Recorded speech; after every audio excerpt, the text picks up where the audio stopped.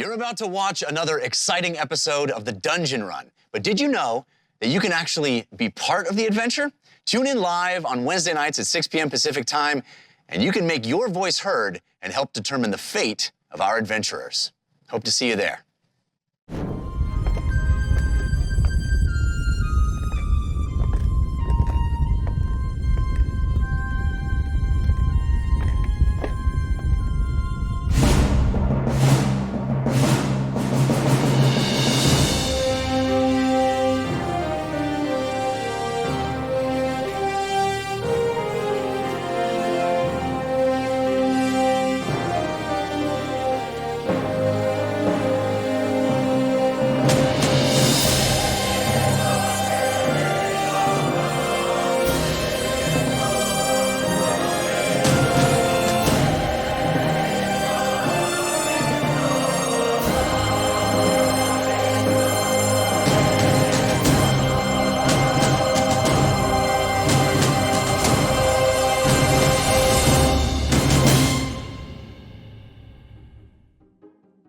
Greetings and welcome to the Dungeon Run, a live tabletop role-playing game where your interactions help tell the tale. And a special hello to everyone watching live for the first time. Hello. So glad you could join us. Make sure, by the way, to click the star to follow the channel. That way you get live notifications, and I'll see you in the chat during the show. So, I am Lord Ereban, Keeper of Secrets, and your host for tonight's campaign. Together we stand witness as our intrepid adventurers face terrible danger and most certain doom in their quest for glory, valor, and most importantly, treasure. Throughout our time together, you will be called upon to help guide decisions made within the game. In addition to our live chat interactions, those that are brave enough can purchase one of our unique props. If you love the show, you can show love. When you buy Show Love balloons, Jeff will see it and may read your name out during the game, showing you some love. But now you have a choice. You can choose to support Team Force of Good or Team Force of Evil. We have two balloons, gold balloons for Team Force of Good and purple balloons for Team Force of Evil. The choice is up to you, and now they count towards Force cards. Both Force of Good and Force of Evil cards are now triggered as Team Force of Good and Team Force of Evil fill up their balloon count. As certain thresholds are met, a Force card will be given to the team. And yes, potatoes. I've added potato props to the Team Force of Good and Team Force of Evil battle. A good potato is the equivalent of buying 120 good balloons, and an evil yam, as I call it, Milo does, I should say, is the equivalent of 120 evil balloons, but at a much better value. And who doesn't love a deal? I know I do. Milo is also indicating that he does. I don't really think he knows what a deal is, but I digress.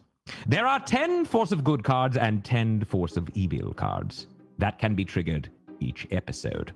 And we'll show you a status update so that you know how close we are to the next card. Any leftover progress will carry over to next week's show. And because of this, I want you to submit Force cards. So head over to thedungeonrun.fandom.com right now. Do it. I'll wait. No, seriously, go. You're not going, are you? You're waiting for me to do something, aren't you? Well, I'm not going to. All right, I'm going to continue. You could also bestow upon the adventuring party the gift of advantage. Aha! Look at that, the Raven Queen with an evil yammer. Very nice. Very, very, very nice. I like it. And you should too. Unless you're on Team Force of Good, in which case you're probably not so stoked right now. All right, there are 10 Force of Good cards and 10 Force of Evil cards that can be triggered each episode, and we'll show you a status. I've already read this. Unbelievable. Milo, I have to ask you, please keep the prompter up to speed. Okay. You could also bestow upon the adventuring party the gift of advantage, the ability to roll a pair of 20-sided dice at once, taking the highest value. Or you could set the trap of disadvantage. If a player has advantage, this disadvantage will counter it. And if the player does not have an advantage, well, they will roll a pair of 20-sided dice and take the lowest value. After all, life is pain. Advantages or disadvantages can only be given to a player or players or the DM. When giving to a player, you must specify who at the table it is for, or I will make the choice for you, and you won't like it. Last but not least, yes, we have Milo's Ball. It is a ball. It's Milo's ball. And that's about it. It doesn't do anything, so leave it alone. That being said, if you do touch it, you can count yourself uninvited to the ASSS, which is Ereban's super special shindig. Plain and simple. Got it? Good. Now, let's meet our brave souls, the cast of characters. That's right. Please welcome Jared Kajak as Civ Red Thistle. Playing the D and the D. Yes, the D and the D. Mr. Red Thistle, how are you? Oh, I'm just fine. How are you doing? Very good. You don't sound convincing that you're just fine. I'm wondering what Jessica's freaking out about. Well, let's ask. Next up, we have Jessica Lynn Parsons as Fahima. I'm freaking out because Fail Waffle gave Uggo a disadvantage, and I said, "How dare!" And then she goes, "And this one's for you," and gave me one. Ah! Unacceptable. Fail Waffle, what are you up to out there? Are you a part of Team Force of Evil?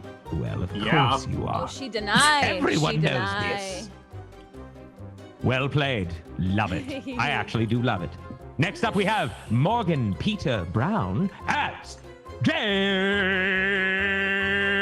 Quaylus. Thank you, Lord Ereban. It's nice to see you. It's nice to see you too. You're looking very dapper.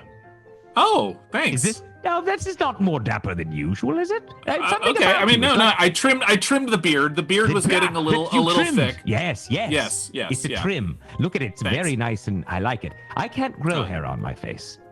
So, that's probably for the best. It could get infected with the tentacles. True. Most. Moving on. I might have swallowed something there. All right. Next up, we have Ronald. You killed him. Milo, you unbelievable, unwittingly small thing. Relax. Milo is being very, very dangerous right now.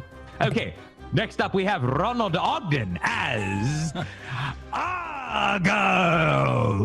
Are you okay?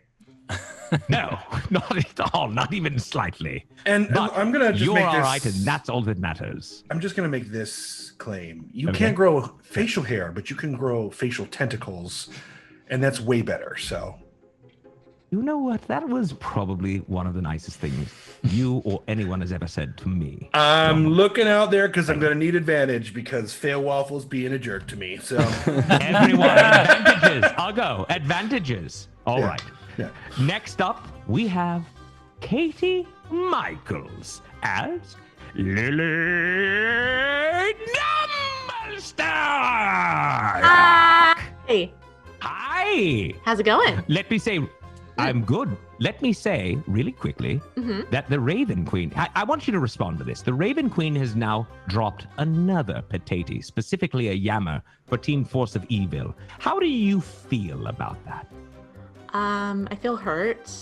Hurt, I yes, feel me personally too. attacked. Personally attacked. But I also feel loved at the same time, so it's a really conflicted feeling. Isn't it weird? Yeah. That's the same thing I'm feeling. Yeah, it's we are crazy. It's almost like we're related.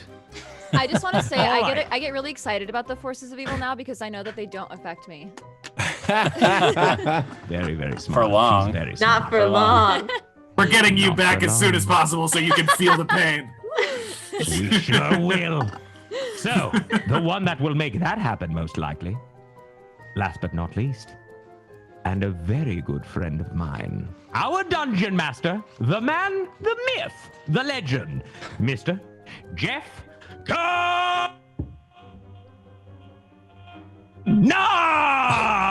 Nata! Holy moly, I think you broke the sound barrier. I definitely don't have any more air left for this. Jeffrey, how are you? I'm doing all right, man. I'm doing all right. Yeah, you look good. You look Thank like you. Did you change the color of your lights? Every Everything week looks I try bright to. and- I gotta You mix it look up, great. man.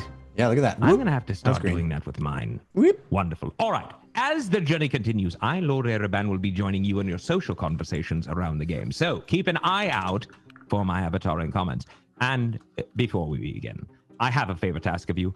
It would give me great pleasure if you would share the show. Just click below and let all of your admirers know that you are watching the Dungeon Run, the greatest show that's ever existed, period. So keep the comments coming, be ever vigilant, and let the dice roll!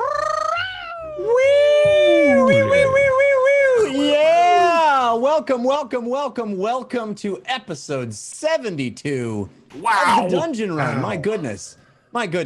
So glad you're with us. Thank you for being here. If this is your first episode, fear not. We will catch you up on everything you need to know to jump right into our story. I want to say a few things. First of all, happy Veterans Day. We are so grateful to our veterans here in the United States. Thank you for your service. Thank you so much. It is Veterans Day, and we wanted to express the gratitude of the entire show and our country. So thank you for that. Happy birthday to our showrunner, Bernardo. Hey! Happy birthday, Bernardo! Many of you probably don't know him by sight, but you feel his influence on every episode. He is a huge part of what makes this show great, and we're grateful for him. So today is his birthday. Happy birthday, Bernardo. You are love you. loved. Show a rolling. Aw, Res does. dropped a cake for him. He is our rock. Aw.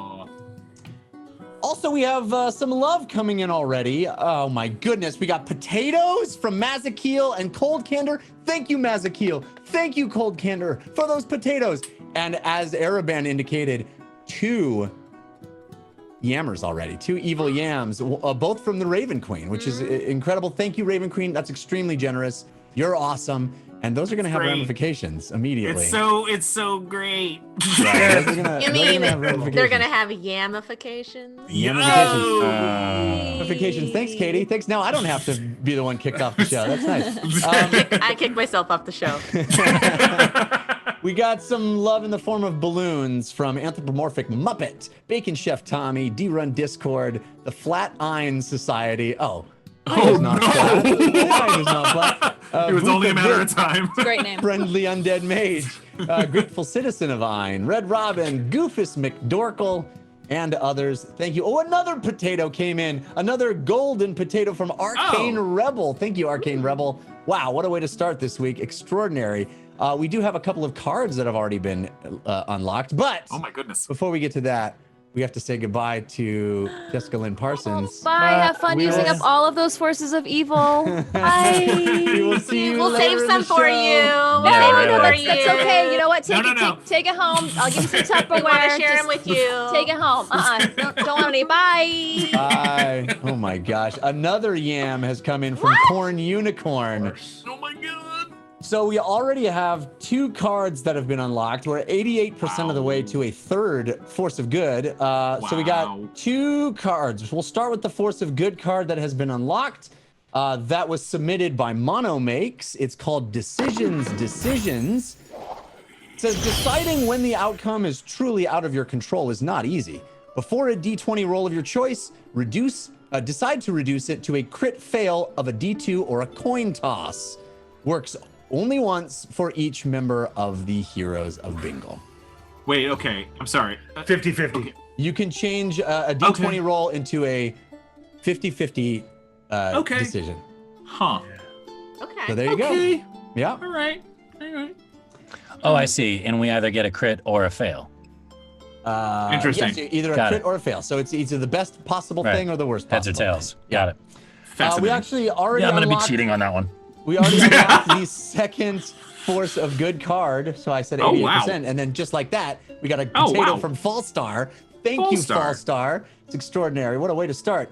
So the second force of good card was submitted by Cetar. It's called I Spy. It said, if not in the map room, this takes effect the next time you enter the map room. I spy with my little eyes something that is, and then Jeff picks a color. In initiative order, each player gets a chance to guess. Winner gets +5 on their next roll. Wow. Nice. We're gonna play a little game of I Spy. Yeah. But we also got a Force of Evil card that was unlocked. Sure. This card was submitted by Beaker Par, Yeah, sure, yeah. called The Caffeine Production Team's Missing. Oh, no. The production team has gone missing. You're on your own. Take a -3 to any D20 roll any member of the team makes for the rest of the episode. What? What? Ooh. Yeah. Wait. That's Yeah, the well, not first quite- card? What? That's the first card? Well, we move down the list Wow. and things get crazier, and then, Yeah. Wait. Wow. What? -3 to all rolls for the The rest whole of D20 roll for episode. the rest of the episode. Honestly, that doesn't negatively affect an awesome though. If you get an awesome, you still get an awesome. Let me just say this, Okay. like, That based reduces on how much our... based on how much the production team does, that's very fair. That's generous. essentially... That's an accurate turn. Yeah, that is essentially a reduction of our proficiency bonus from +4 to 1. So That's Yeah. fair. cool. That's fair. Let's do that. I don't write some. I just read No, them. no, this, No, it's fair. do it. It's Let's fair. I'm so do excited, this. and now I'm so scared. I'm excited and scared. Yeah. All right. So Woof. let's catch everybody up and jump into the show. It started as a simple dungeon run. And then they all died. Roll credits. And ended right now. A Oh, team man. of 5 who managed to find an incredible relic of a forgotten time, the Secret Keeper's Amulet, a magical talisman that allows you to break through the barrier between realities and influence their adventure with your forces of good and evil, as we've seen. It is also the key to unlocking a hidden past, memories trapped inside the Wardens, the massive 100-foot-tall guardians who have protected Ayn for centuries. Using the amulet, the Heroes of Bingle were able to experience these memories firsthand, living out moments from the lives of the 5 champions of the Ariate Age, the war heroes who were transformed into the Wardens. But to witness those visions, the team first had to free the Wardens from captivity. A dangerous cabal, led by Calcutta Theed, the powerful wizard known as the Ashen Mage, seized 3 of these giant elemental beings and held them in hostile locations. Along with her accomplices, Jan Mo the warrior, Fardinald Urtenfurt the scientist, and Vic the thief, Theed trapped the Wardens and extracted the elemental motes of power that had created them. And the Heroes of Bingle finally confronted her atop the volcano called Sky Scorcher Peak. The Ashen Mage made a stunning offer to Fahima Taig. Join her side to become the 5th member of her cabal. Discover the knowledge that had been lost at the end of the War of Ideas, and save her friends by stepping through a dark portal alongside Calcutta Theed. And so the 5 Heroes of Bingle became 4, but not before Vic, furious that the Ashen Mage did not extend the same offer to Civ, smashed a mysterious, ornate urn, releasing a tremendous amount of energy that catapulted her body thousands of feet down the mountainside. The days that followed were emotional and turbulent. Civ vowed to lay Vic to rest in their home city of Olsvach and put her body in the team's bag of holding. James and Uggo argued about the dangers that Fahima now posed to the team, and Lily desperately tried to hold them all together, even as they encountered horrible and strange new creatures that seemed to suddenly appear in the countryside. Finally, they made it back to Dalto Thum, the dwarven stronghold that was their gateway to the center of Sky Scorcher Peak. There, they reunited with their team of 4-legged Achirai birds and the pair of young dwarves that had been taking care of them in their absence, Homrian and Donk. While the team had been battling their way through the volcano, an Achirai egg had hatched, adding a new little one to their flock. The Heroes of Bingle also reconnected with the paladin, Dondo Carigana, who told them of an ancient rail system connecting Daltothum to the other large dwarven city of Vimdur. Taking their Vardo and birds on the railway would reduce their travel time to the north from days to hours. The team decided to seek another audience with the Dwarven King, Ruzer Forbrand, to ask his permission to ride the rail. At first, James used a new spell to reach out to Fahima Tig while she was sleeping and enter her dreams. There, in an illusory recreation of the vacation island of Bingle, James learned that Fahima had escaped the Ashen Mage's lair and teleported to the location of Fardinald Urtenfurt's lodestar that the Storm Warden had knocked out of the sky. He told her to continue traveling southwest toward Vimdur, and the team would meet up with her as soon as possible. As we ended last week, King Forbrand reluctantly gave the Heroes of Bingle permission to use the Dwarven Rail, provided they offered no aid to Forbrand's rival, the King of Corundum Clan, Bren Sundergem of Vimdur. Meanwhile, Civ decided to go shopping, slinking away to the Silver Vein and into a shop called Oakbuckle's Oddities. That is where we will pick up this week. But first, the first thing we need to do, ladies and gentlemen, is roll. How many yams do we have? I didn't keep track. 2, 3, right? I believe, unless a third came in. There were 2 from the Raven Queen. 3? I think it was 3. I think it was 2 from the Raven Queen and 1 from somebody else. Somebody can correct me. Cold Candor, maybe? And, Yeah. Yep. So I'm gonna roll a d4. We're gonna find out. Civ is 1, I'm 2, Ugo's 3, and Lily's 4. Yes? That's right. Okay. Well, they're coming in hot and heavy, ladies and gentlemen. We got another evil yam from Grim Faded. You do realize we can die, right? Like, you guys realize this. And we got You want another the show evil to yam. end. Okay, I understand. We got another evil yam from Chef Scott 68. Okay. So this is 5 total. And another one from Gorman Plate. 6. 6. Okay, I'm gonna start rolling because I can't keep up with this. All right. It's a 1. Civ. That's a 2. Me. That's a 3. That's weird. That's a 1. 2 for Civ. And that's a 2. 2 for me! Yay! And we both take 2d4 of damage. That's right. Everybody takes a d4 of damage that if your number was called. Lily escapes as She she it should. out this time. And because last week, as we ended, there was this card, this Force of Evil card called Yam Bam. What that means is those folks have ugly purple boils that have just grown on their faces. Civ has 2, James has 2, and Ugo has 1. Is that correct? Yes. All right. Nothing new, though. I've had these before.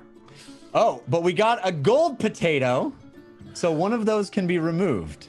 Oh, is that how it works? I already That is what the rolled my card says. damage for 2, so... So you're gonna roll a d4 to figure out who gets one removed. Teal Meeple gave us a gold potato. Aw, Teal Maple, that's nice. This is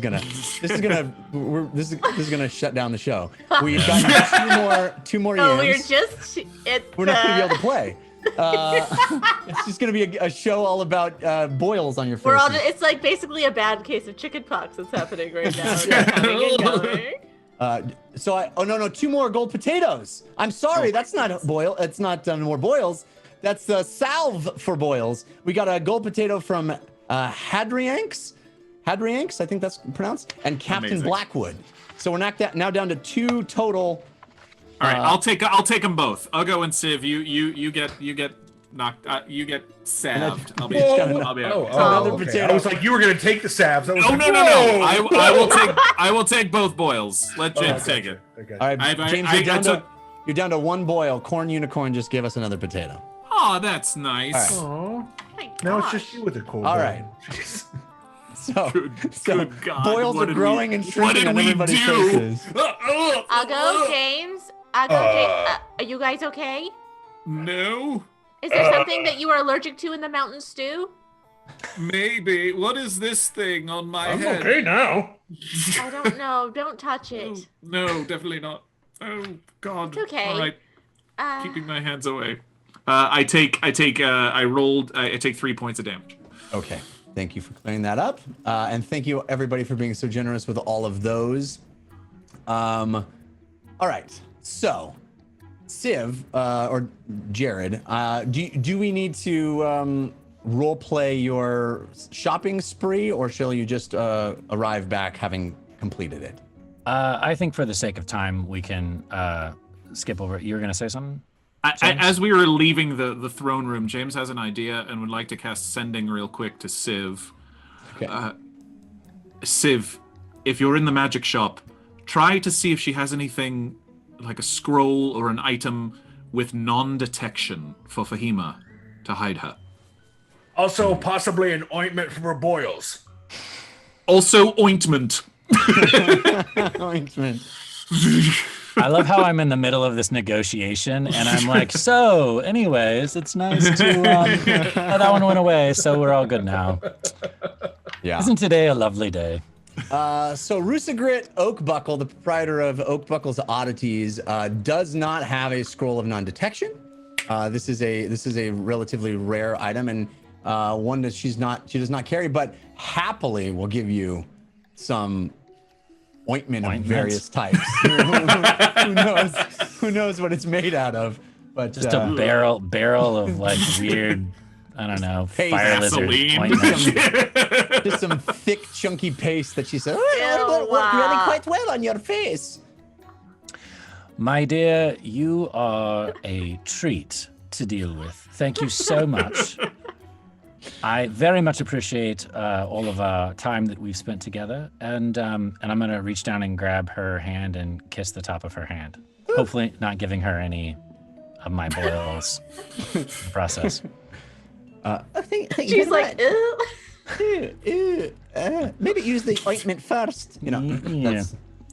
All right, so you can return back, and you guys are, I'm assuming, meeting up back at Dondo's place before heading out. Right. Yeah. We didn't get a clear time as to when the rail leaves. He said today, yes? It does leave today, yeah. So, I mean, Excellent. you know, as Dondo welcomes you back into the room, a couple of boils appear on faces. Oh, no. Grim Faded and the Raven Queen have delivered a couple more boils. We'll do those real quick.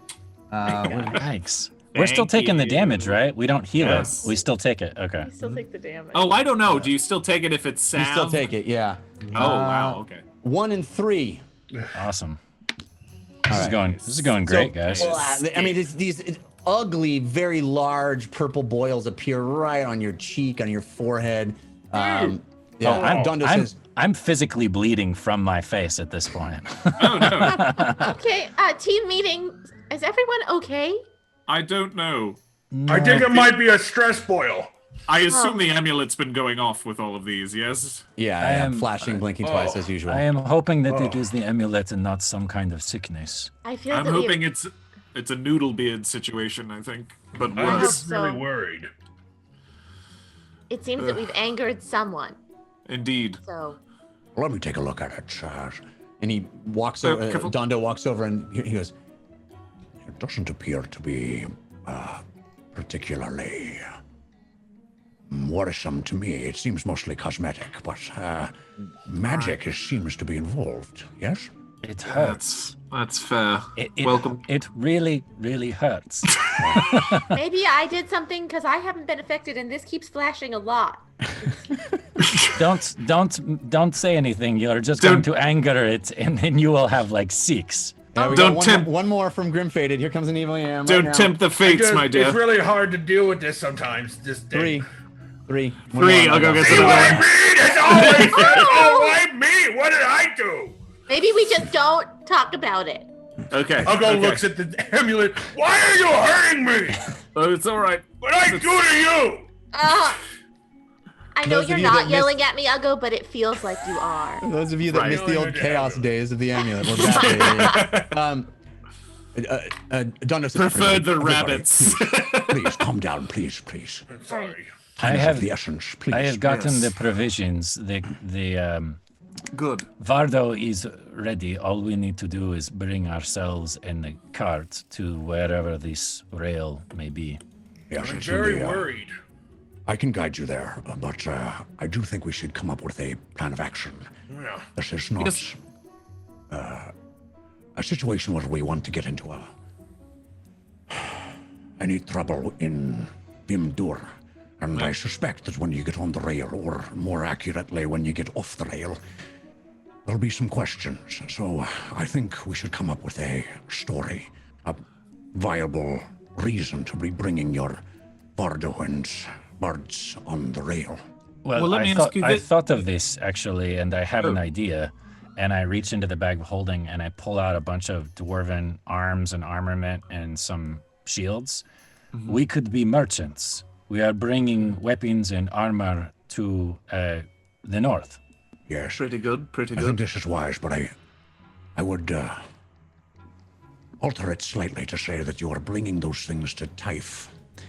We don't want to get bogged down in Vimdur and ask for questions who you're selling to and why.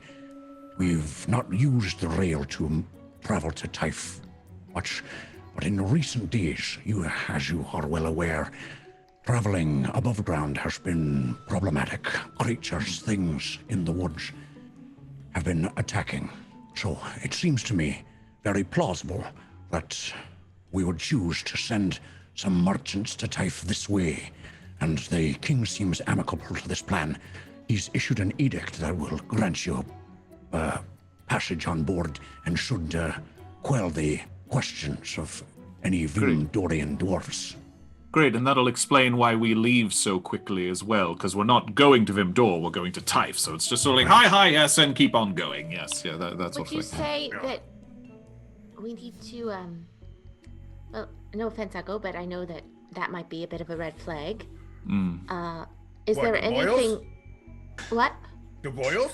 No. Oh, well, also that, but the, I just know that they're not very friendly to people who aren't dwarves. Yeah. And do you think perhaps it would be wise, in addition, for us to disguise ourselves as something less and different? I could always hide in a bag of holding. You can't breathe in there, Ugo. Yeah, you I can't can breathe hold in my there. breath a very long time.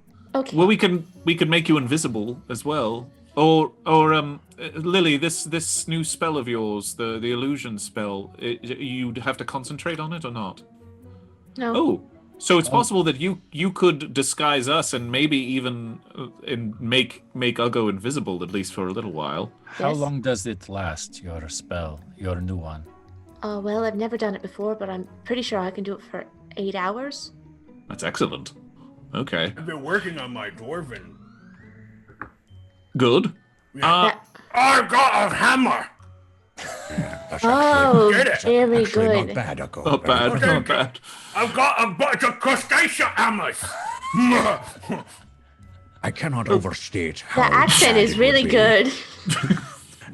I cannot overstate how bad it would be if any dwarves outside our inner circle saw an orc riding the rail into their city. Do So they- yes, disguises or some plan would be wise. Do they have any way of looking through magic, through spells, seeing question. through the illusion? I don't believe there would be any reason for them to suspect. So even if they do, I doubt that such a tactic would be employed. Let me ask you this, Dondo. What does go through the rail normally? I mean, you said it's a secret to most, but so what does get sent back and forth? As you may be aware, the dwarves of Daltothum specialize in ore and metals, precious metals of many types, and the dwarves of Vimdur, the Corundum clan, specialize in gems, gemstones. So there is much trade between the two back and forth. Since the orcish attacks, and he looks at Ugo, there has been less trade with many of our allies. Winkbark, as you know, has collapsed, and the trade routes have been inaccessible for most. So our trade with Vimdur has expanded because it is one of the few places that remains safe, mostly because of the rail itself. So arms and armament, as Civ suggested, would maybe be accepted. It wouldn't seem too out of Yes. the ordinary. Okay, And good. there has been a long-established relationship with Taif and the farms of Corsi for food and trade of all types.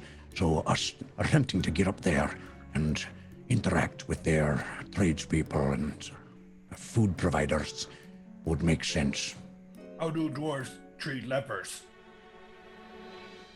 Well, isolation. You saw how we treated the elders. Dwarves are a fair and humane group, but perhaps not as accepting of flaws. Well, You if we- said The magic go ahead. spell would make it so it would be hard for them to see our Yes. pimples. true. Yes. Yes. Speaking of which, there are two more. One from Chef Scott 68 and another from Grim Fated. That's a 1. We love That you. is a 2. Jeez. Give me another one. Two. Yeah. All right. Yeah. Another. Oh, 4. 4 points of damage on that one. But We if actually- anything Clear goes skin. wrong, I've got clear skin. If you escape out of this unscathed, that would be beautiful, actually. Lily, Yes. is your spell like James' fly spell? I can't drop you with it. No. No, I mean kind of. She doesn't concentrate on it. No. No, okay. Okay, then don't need other story. I was saying if it goes away, we could be like, oh, we were all looking like this because we were very sick. Now, let me just say this. It disguises us, but if someone is to suspect something, they can investigate it. If they So- were to like touch us, it Well- would be bad. If we add things, but Civ got this armor, so we might not really have to add much and really just disguise our appearance, So our armor would hold up to inspection because it's real. I was point. going to give this to you later, but now is as good a time as any. And I open up the bag of holding and pull out a full-faced helm and hand it over to Ugo. Oh. Nice. Okay. I don't know if I've ever worn a complete thing over my head like that before. Oh, no, yes, I did. Don't worry. Yeah. We tried to feed. I remember trying to I feed you remember now. stew through one. Yeah, It didn't yeah, go it's very well. Okay, Mandalorian also just armor. until this gets Does worked this one out. work the same way? And he puts it on. This is the way. It looks good. Oh man, you Oh, guys. Until We're in it tonight. We're in it tonight. Okay, so there's a We're never potato. gonna get on this We're train. never, yeah, this episode's over. There's a gold potato, so that can cancel out what's also happened is Grim Fated just gave us a new boil. So Grim Fated, thank you for the evil yam. Vutha Vith, thank you for the potato. Luckily, those cancel out as far as boils go. The bad news is we have 3 Force of Evil cards that have been unlocked. Dang. It's gonna be rough, and goodness. 1 Force of Good card. So let's do those, and Goodness. yeah, it's intense. I may be All right. doing the whole helmet thing so that we don't have to roll d20s. we're gonna die, not even in a battle. Right, we're just gonna. Yeah. Gosh. Oh, Okay. No. Okay. Here we go. gosh. All right. So this is a Force of Good card from Matta Mouse. It's called Use My Hurdy-Gurdy. It says in battle, Lily receives a hurdy-gurdy, which she can play, upon which she can play a melody as an action. Doing so will cast Cure Wounds for free on the entire party. She does not have to touch the heroes for this effect to work, but the hurdy-gurdy disappears after 1 use. ooh, we're I'm gonna into need it. that right now. All right, so this is bad because right now what's going to happen is this next Force of Evil is going to get unlocked. It was submitted by Dude the Man. It's called Okay. Sudden Explosion of Tentacles, and right now in Dondo's Dondo Craig and his house, wherever James is standing right now, summon a Hunger of Hadar. All right, this So- story just changed. So Hunger of Hadar is exploding. We'll get to that in a second. The next Force of Evil card that was unlocked was submitted by Dasmir. It's called Interrupting Pebbles, and it says do not read until activated. So wait on that. There was one more. Yes, you said One 3 more. Force of Evils. One more. This one's funny. It's was submitted by Divine Matt. It's called Yammer of Poverty. This card activates when 2 yams have been given this episode. No worries there. No problem. A giant yam appears and explodes on the party. Each party member rolls a d10. Combine the scores and multiply by 5. Subtract that amount from the party's gold. Seems like yams cost a lot. Trick's on you. There ain't no more gold because I spent it all on dwarven stuff. Booyah! Because We get one win. I knew you were gonna mess with my gold, watchers. Nobody messes with Civ's gold. Nobody. All right. So do you really not have any gold? There's 0 gold. I spent it all on dwarven gear. Okay. Well, there you go. Oh my gosh. You're in debt. You're in debt to the watchers for gold. I mean, I take that back. I might have saved like some pocket change so we can All right, write that out. let's roll them. Let's give them what. I mean, I have 10 gold in my pocket, so I'm sure it's gonna be taken Yeah. from there. Roll d10s. I got a 6. Everybody roll d10s. I got a 4. 6. Hold on. 10. 20. 3. 23. Times what? 5. 5. 23 times 5 is 115. Yeah, we don't have that much. Okay. So we well, have 0 gold. So I'll take 10 gold off. Literally, as a party, I has say- 0 gold because I think I think- have like 10 or 20 gold too. So I think you're I probably had that much and it's gone. So fully All right. broke. So we're poor. we just got another evil yam from Cosmic Lord 94. Thank you, Cosmic Lord 94. It's very Thank generous. you. It has been countered by Captain Blackwood, who gave a gold potato. So no worries about more things on the face. But I think that unlocked another card. So let's do a quick force of good, and then we'll move on into the show. This is not Move what the on to show what? used to be. We're in the middle of a hunger Hadar. Where are we gonna go? All right. So We go into another dimension so we can hang out with this James's force patron. of good card was submitted by Silly. It's called Team Expertise. It says the team agrees on 1 skill check, not attack roll, for the rest of this session. Whenever a PC or a player character makes that check, they add 5, 1 for each member of the Heroes of Bingle to their roll. Actually, it'll be 4 because there's only 4 members of the Heroes of Bingle. But there you go. So you can choose 1. Deception. I was gonna say deception. Yeah. That's great. All right. Deception. If you guys all agree, then that sounds good. Yeah. All right. I just want to say for the record, I was not the one that said deception.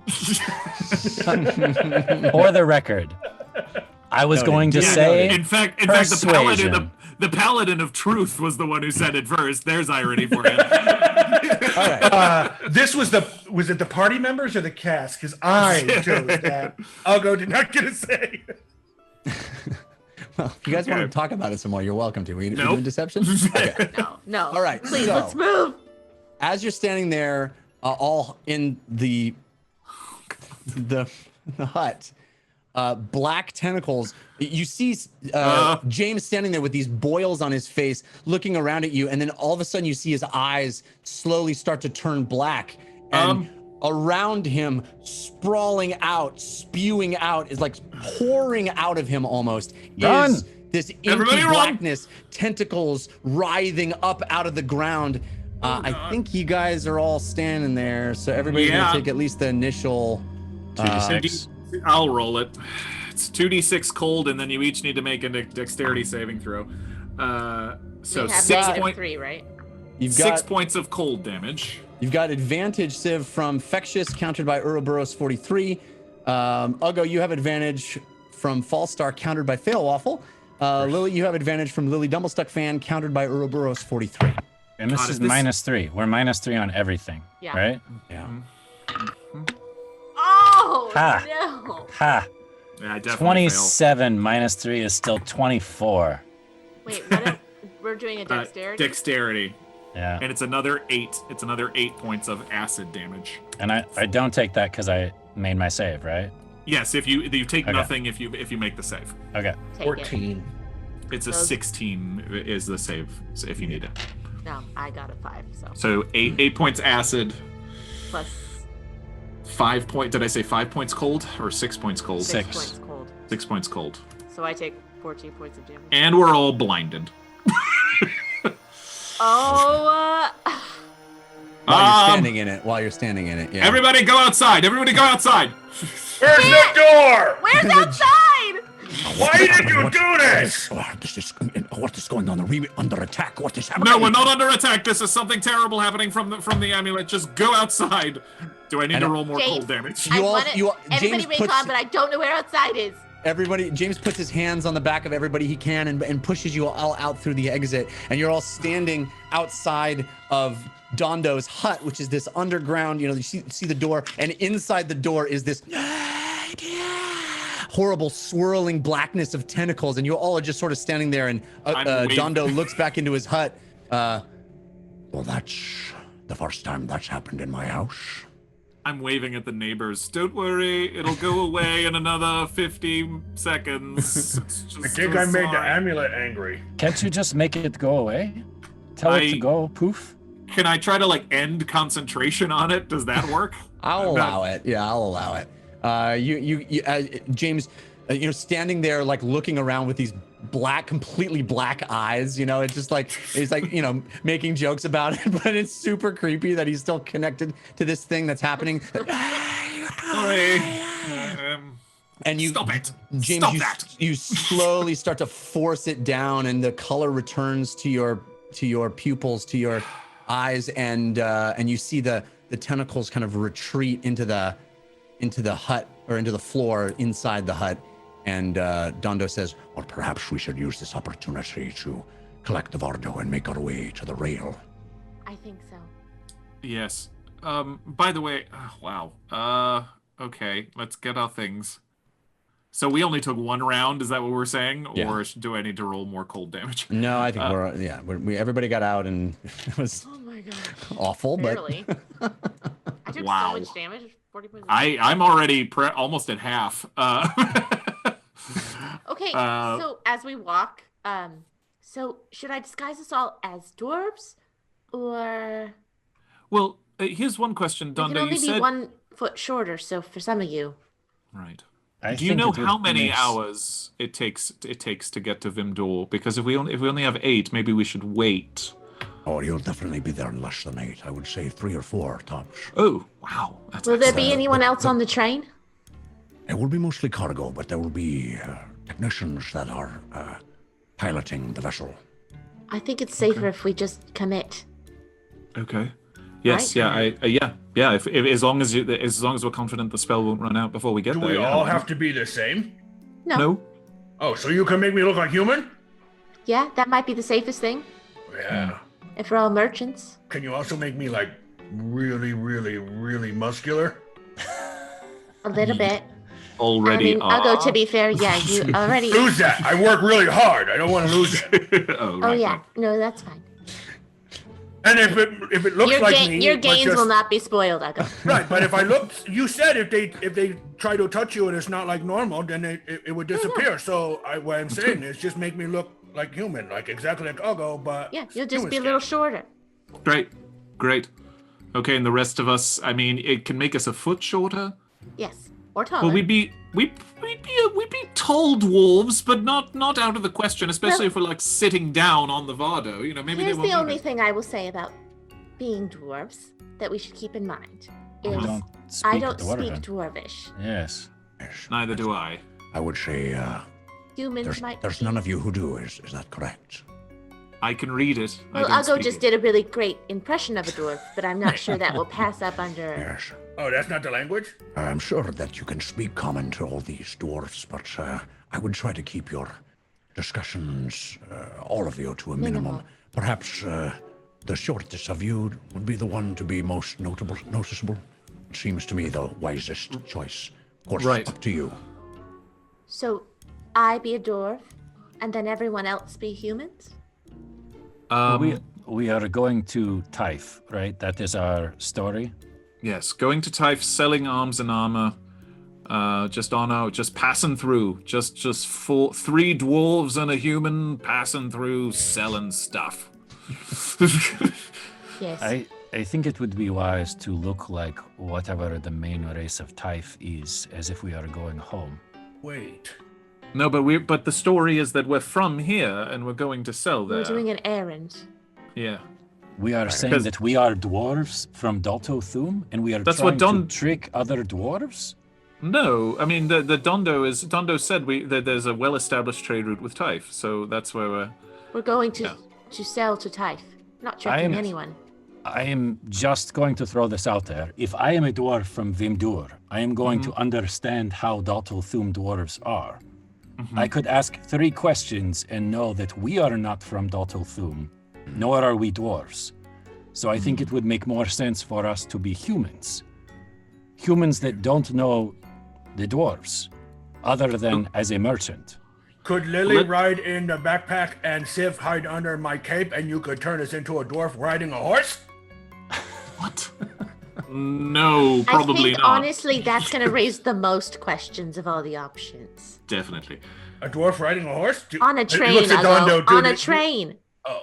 A dwarf Well, on a we're horse on a bringing a train, train? right? It's too many modes of transportation. And also, you're bringing your birds. Hold Your on. Vardo. This Could is you what make me I'm look like a thinking. joyride? Hold on. No! This is what. Hold on. Well, this is what I'm thinking.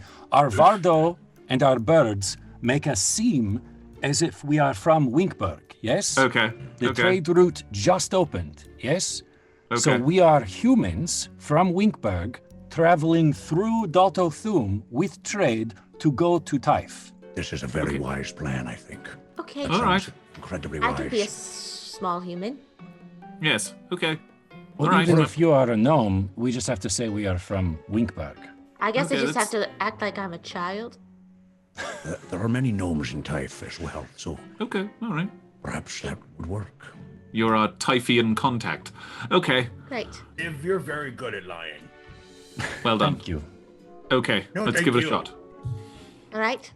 Well, once we get to the train, before we see anybody who's going to be on the train, I will cast the spell, but I'll wait until that moment. But here's an edict from the king that gets you aboard. It is Thank you. sufficiently vague, but it provides sufficient paperwork to make sure that you can get on at the last minute. Wonderful. Okay. Thank you. And I'll take that piece of paper. in the case of an emergency, I do have a suggestion prepared, but that only works on one person. So if there's a lot of guards, it wouldn't help. So, Dondo, as you guys are all walking, you arrive at the stables, and Homrian and Donk are there, happy to see you once again. We've been keeping care of them. We got your birds. And all the Achirai seem to be well fed and prepared and ready, and they are already harnessed and ready to pull the Vardo to depart and bring it down through the concourse, back down that long ramp, through down into the Silver Vein, where the rail is. Great. Okay. All right, so you guys are making your way. Is there anything you want to do? Should we heal ourselves or just limp onto the tracks? We should be able to get a short rest pretty easily once we're on the train. I think we'll just sit in the Vardo and enjoy the ride. I am more worried about us looking. Oh, because the spell will mask our sickness. Great.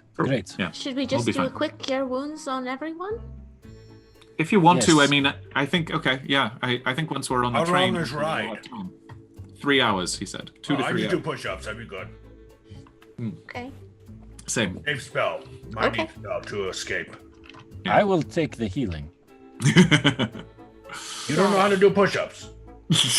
I do. I just like to be healed in case we are mugged on You the just train. want Lily to touch you. Well, yes, That's- that's true. Yeah. Yeah, I just fair. want Excuse it me, out. I'm right here. Anyway, I know. Well, all right. I still wish to be healed. okay. That has not changed. When was the last time we took a long rest? This It morning, was- it was the morning that you woke up and went to see the king, I believe. not long ago. Oh, I don't think I did that on my character sheet. Yeah, it was during the dream. Correct. Yeah. Got it. Okay. Sorry. Keep going. When Don't mind me. James did not sleep, if you recall. Yeah. That's old right. hat by now. So Lily reaches out and touches Civ's fur, and you feel the healing course through your body. And you all make your way down to the Silver Vein. Dondo leads you there. You're marching these huge four-legged birds, these beautiful red plumage, marching through the city with the Vardo in tow, making quite a scene for yourselves. But you arrive down into the Silver Vein, a deeper section than you'd ever been before. Of course, you guys have been there. Several of you have, to visit Oakbuckle's Oddities and other places, but this is a deeper section that you had never been before. And as you get closer, you can hear the loud sounds of movement and activity. And you're moving the Vardo, the Chirai pulling it, and you enter through this large opening, through a tunnel into this bigger area filled with dwarves working intensely. And walking into that chamber, you can see the long, segmented rail cart, a train, out in front of you. 5 cars, each of them being loaded with cargo, ready for departure. There are a dozen or so workers moving about, carrying crates and bags onto the train, or operating winches attached to long crane arms with scoops at the end that heave raw gold ore up and out of containers and into a hole at the top of one of the cars. It's a bustle of activity on and around these incredible pieces of machinery, a cacophony of clanking and banging over dwarvish sounds of shouts and cursing. And looking at the train, you immediately recognize the same craftsmanship and detail that you noticed in the elevated gondola that you rode across the lava and into the fortress of the 5 forges. Again, large sections of the frame seem to be made out of mithril, just like the gondola was. Delicate metalwork bent into beautiful and sturdy shapes.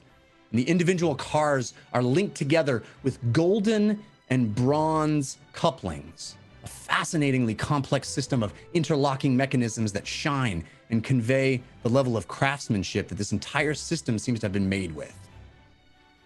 And to your right, you can see the lead cart, the engine. A sharp, pointed metal grate at its nose looks aggressive, like it's there to plow through anything that might be ahead of it. The whole contraption rests there, inert, but you can see that it must be an incredibly powerful machine, capable of propelling all of this considerable weight down the track at high speed. Large discs on the side of the engine glow faintly. You've not seen anything like this before. It's a massive, imposing thing. The dark bluish silver hue of the mithril giving it a cold, severe look. Wow. Donk and Humrian came with us, I assume? No, they did not. They did not. They saw you off, yeah. Okay, well, I would have, yeah. Okay. Sorry, I didn't mean to skim over that. What did you No, that's all right. I would have given them each a hearty handshake and a thankful goodbye. We'll be back, James. We will. Don't know when, but we will. All right, so humans? Yes. Dondo, thank you. It is I who should thank you. There is much to unravel still, but I hope you keep me informed. As any help I can be, I would like to. Absolutely. Is there a dwarf in Vimdur that you trust? Someone that we could go to in case we need help? There are. But my recommendation would be to spend as little time as there as possible. I'm not entirely certain how much Bren Sundergem has been informed of your quest or your previous actions. Sure. They have seen our volcano erupt. They have seen the orcs pummel our stronghold, and we've tried to maintain a common stand against such aggression, but there has been much disagreement between Sundergem and Forbrand. So I would not recommend attempting to enter the city in any way. Yeah, I see. That's not the plan. Noted. So, thank you, Dondo. You for your wisdom, for your counsel. You're a true ally, and we'll be talking soon, I'm sure. Ugo pulls a station hammer. No, I want you to have this so you can remember me. I will never forget you. You have taught me so much. And you have taught me. Thank you. I will pray to the Candle Queen for your safety and success. I will And do I the same will, for you. I will attempt to procure something with which to use this to eat. Great. It's very good for throwing as well. Yes, Bye. of course. Bye, Dondo. I'll give him a big hug. Oh, thank you. Oh. Be safe. Protect yourselves. Be We smart. will be. We'll be nondescript humans the whole time. And if I may, follow the truth, wherever it leads. Thank you. Bye. All right. All aboard. Wait. And then- Okay, I have to cast this spell for the first time. Okay. Wait, What? I just realized. James, you're already human. I am already human. Well, I was thinking maybe we should all look a little different just for the sake of consistency. That's safe. Yeah, go ahead. If you can make our clothes look like someone who is from Winkberg or maybe one of the Duke's men. I can. And if it's like the clothes we're wearing, I just alter the way it looks. It should still hold up to inspection pretty well because there's nothing crazy about that. Great. It's me, Ugo. Hey, I'm from Winkberg. Hey, my name is Uriel. Yeah, What's your Yeah, name? that's good. Uriel. Uriel? Uriel. I got the Furious. orc of 1,000 voices all of a sudden. Yes. Okay, here I go. Wait. Oh, Yes. it's too late. I already started. It's fine. So you start It's fine. you Keeping start it. humming, and you find this tune that you haven't had before, that you haven't touched on before, and you feel how it affects the arcane, how it molds the perception of reality around your friends, and you start humming it more confidently and stronger, and you find, and it feels much more comfortable on your lips, in your mouth, in your heart, and you express it out at your friends and watch as the very bits of them start to reassemble in front of you. The details that you have in your mind of these new personas, this new illusion that you'd like to layer on top of them, start to form right in front of your eyes.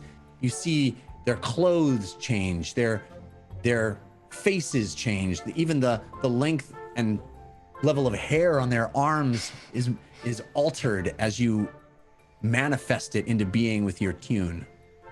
How do I look? Human. Okay. Like a different human. Great. I changed the color of your hair. You're blonde now. Okay. And Great. I gave you a beard. Ah. Oh, that's And weird. you have Okay. very pretty green eyes. Thank you. All right, You're so I'm very welcome. handsome. All right. Yes. And I put you in a dapper suit, but akin Hmm. to where we're from. Thank Does you. it change a voice? No. Oh, well, that's up to you. That's funny. Ugo, Yeah. I no. may have accidentally... Uriel. Sorry, Irio. Yes. I was thinking a lot about your muscles, and I did I went a little bit overboard. Didn't even realize it till just now. Yes, you're very my. strong. Oh, wow. So, whoopsies. Wow. I mean, it's good. It's I'm into it. honestly, it'll hold up to inspection because once they get through that, they're still gonna feel rock hard muscles. But yeah, Very true. very big biceps. And then Civ, you have dark brown hair. Well, you can see this, I guess, but maybe not anywhere around here. I would love to hear you describe it, my dear. Dark brown hair, and you have crystal blue eyes. Oh, Ugo, I forgot. You have deep brown eyes. And Civ, you have crystal blue eyes and dark brown hair. Or brown hair, yes. Almost Wow. black. And you're also in a suit, but a less dapper one than James. Oh. A bit more everyday man. Lovely. Mm-hmm. As if I am employed by James. Yes, maybe his right-hand man, would you say? I Sure. did Do that. do myself first, so I will say mine's the worst. Also forgot that I was supposed to stay as a gnome and made myself a human. Okay. So I'm a teenager, I guess we could say. Mhm, I mean, you see me, right? Certainly. Yeah, you look. Yeah. You're taller, or you're the Yeah, same height. 4'3". Great. Yeah. So let's just hope no one touches my head. I'm hoping somebody can help me scratch my back because I can't reach. Yeah, Ugo's arms are very big. Got it. So I'm confused. What is our story? So James is going to be the leader of our caravan. I will be his employee.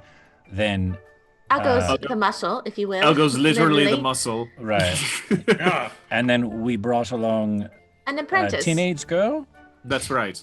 An So- apprentice. Well- Yes. I mean, I'm kind of androgynous, you could say, so I guess I could be a boy. Okay, if Yes. you like. What is- Weird. what that is you're your all traveling job? with a teenage girl. Right. What is your job? What are you doing on this? Apprentice. Apprentice. Yes. All right. And we are I'm here learning the ways of the trade route. Right. Got it. Okay. And Lily and I can ride up front. Yeah. And yeah. My name Okay. will be George. And I'll be Balboa. Oh, I Balboa love the it. merchant. That Yes. fits it. And Thank then you. our deal man over here, Vince. Vince. Vince. Love it. That's Vince. And I'm sorry, And Uriel. Uriel. You're your That's- strong arm. Uriel Strong. Great. Very accurate. Okay. Okay. All right. So, Wait, what was your name again, Lily? George. George, George. Vince, Uriel, and Balboa. Yeah. We've done the Ni- important parts. 90%. What is it? 90% costumes, 10% names. Costumes. 0% plan. Got it. Okay. That's right. So it's the Heroes of Bingle way. I love it. Okay, so as you solidify your cover story, you make your way into this chamber proper, and you can see there are several. There's just a bustle of activity in here as these dwarves are preparing for this train to depart. You see several stout, muscular dwarves wearing thick gloves carry a huge square strongbox and load it into the second rail car. The rail car's side is open, and they organize and struggle to heave the metal box up a ramp and inside. When they finally get it there, they start lashing it down on all sides with thick chains. Further down, sacks and crates are being loaded in a fireman's line and tossed into another closed cart. And as you're taking all this in, as you're moving the Vardo and the Achirai slowly into this larger chamber with all this noise and cacophony of activity, a frumpled dwarf wearing a tweed flat cap and holding a clipboard approaches you. He walks up and he goes, "Who are you then?" Greetings, my friend. My name is Balboa. I happen to have an edict from your King Forbrand, which should allow me and my compatriots onto your train. Let me see that. Right, I'm the jabbering toots and the main pilot of this rail car. Let me see your paperwork. Yeah. It's unusual, very unusual, but who am I to question the will of kings, you know? Let's get you loaded under. You know, why are you heading through the railway? Particularly folks like yourself, non-dwarves, not for me to ask, but I'm curious if you want to tell me. You know, I mean, we're just headed to Taif, doing some business. We are selling some goods from Delto Thum and other areas. You know, keeping the trade routes going. So yes. Oh, right, secret business from the king. Got it. That's right, I got it. Wink, wink. Wink, You know, wink. You're quite right to have cause for concern moving about above ground, you know. We've seen things down here in the tunnels. Oh. This is true. It seems impossible it could get in here, but I tell you, I've seen creatures on the tracks with my own papers. I have, you know. Oh, They don't slow us down much, though. And he indicates the grate on the front of the engine. But cleanup's been a chore, you know. Seems like no matter where you go these past few days, ugly things are stirring. Hope you brought blades and boards for your journey east. You like to need them, you know. We did. Yes. You think there's a chance of a fight breaking out, of attacks on the train? Well, when you go above ground to Taif, not in the train, yes. of course. But, Okay, all right. you might need to defend yourselves. Can't imagine you'll escape notice of whatever's out and about with, and he indicates that Vardo and the Achirai. It's a bit, noticeable, I could say. Well, we're from Winkberg. We can handle a tough time from here and there. You know, Winkberg. Things are pretty tough. In fact, I've gotten rid of my, native Winkberg accent and taken on this more posh sounding thing. But we can handle danger. This one here looks like he can handle himself too. And he points at that Ugo. again. Yard. All right. And as you're standing there, you hear this loud noise and the train roars to life. Sparks erupt from the underside of the front of the engine, and the entire length of the train, all 5 cars, start to rise levitating a full foot above where they had been resting just moments before. A rhythmic hum pulses behind the continued sounds of last-minute loading of cargo. We best get out of bed. We got to get going. Everybody roll perception for me. Okay. You have -3. -3, but you do have advantage, Civ, from Fallstar. James, you have advantage from Bo Busy, countered by Machine Bob. Uggo, you have advantage from AJ McLeod, countered by Failwaffle. And Lily, you have advantage from Badger Girl 18. 9. Everybody else? I'm distracted. 16, Uggo, is that what you said? Lily? Crit. Crit. Nice. You got Turns an out I awesome? like being a teenager. Yeah, and awesome. So, Lily, you are, you're still lower than everybody else, even in your, your illusory state. And you notice the way the train is raised now, hovering slightly above the track, you can see beneath it. And the hue and the hum of the material that lines the underside of the carts reminds you of the ore that you found inside the first golem that you found in the fortress, the one that pulled James and Civ toward it. I'll tug on, I'm guessing Civ's right next to me on his sleeve. Yes. Look, What? under the train. Do You you see mean that? the fact that it's levitating? No. Do you see what it looks like? Does it remind you of anything? Remind me. Think of the. I don't know why I'm making you guess. It's the ore. Oh, right. That was inside of the suit of armor, the golem thing that we fought in the Yes. first room. Yes. I wonder if it has the same poison stuff trapped inside. I hope not. I hope not too. A poison train. Is it glowing a color, Jeff? Does it look like Brown and green. It Yeah. does have sort of that sense of sort of a greenish, brownish hue. Yes, it does remind you of that same ore. I wonder if the train were to derail or get into an accident, gods forbid, if that would erupt or spew out some sort of gas. I imagine so. I don't know. Seems rather dangerous. Yes. And I suppose we as could you- ask that guy, but As you continue walking down the length of the train, leading the Achirai at a slow gait, you see this dwarf shouting commands as he passes a few of the other dwarves, and they are busy and they're retracting the crane arms or throwing the last few containers inside before locking the doors down. But it's clear that this guy's sort of in a command position, he's listened to by the other dwarves. And then you arrive at the back of the train, the very last car, a nondescript wooden one that looks like it may not have been constructed entirely by the same folks who made the others. It's a bit more rickety, a bit more crude, and a ramp extends from the back leading up and inside for the Vardo to be loaded. Okay. We're in the caboose, apparently. this feels like All it's right, a different so- train. It's fine. We'll take what we can get.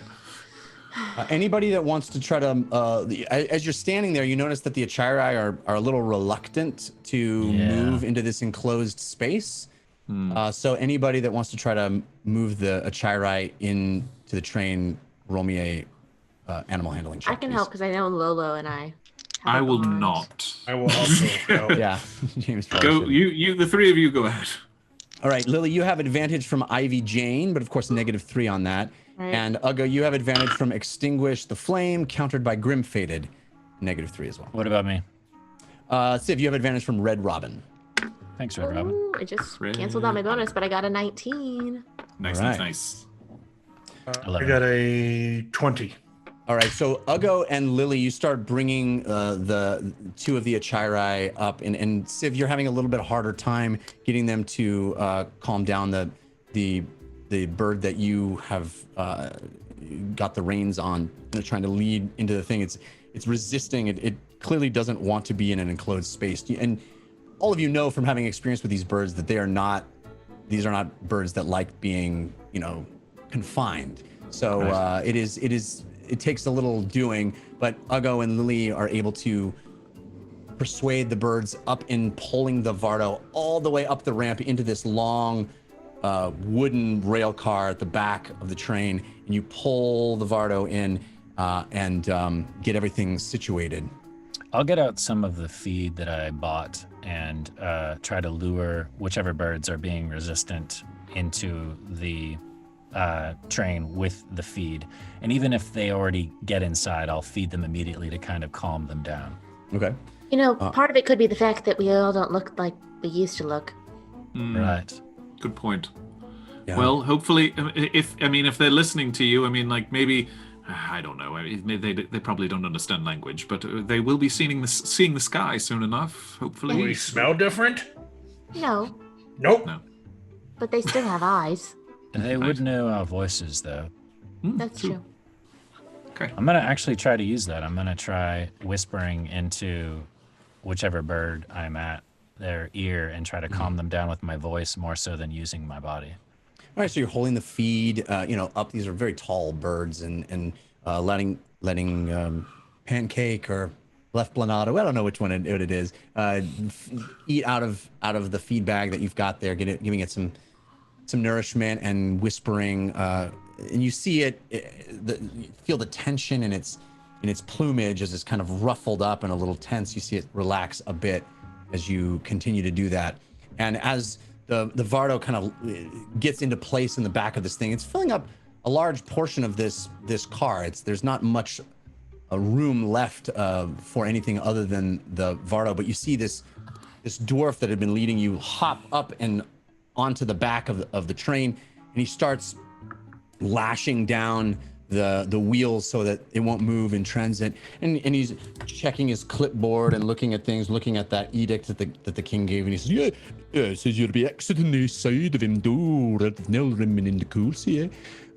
Highly suggest that after you check through and make as little contact as possible with Corundum clan, they're allowing passage through their land, but I suspect they don't like it. There's no love lost between the clans, and I don't doubt any Corundum dwarf would be happy to give you a hassle.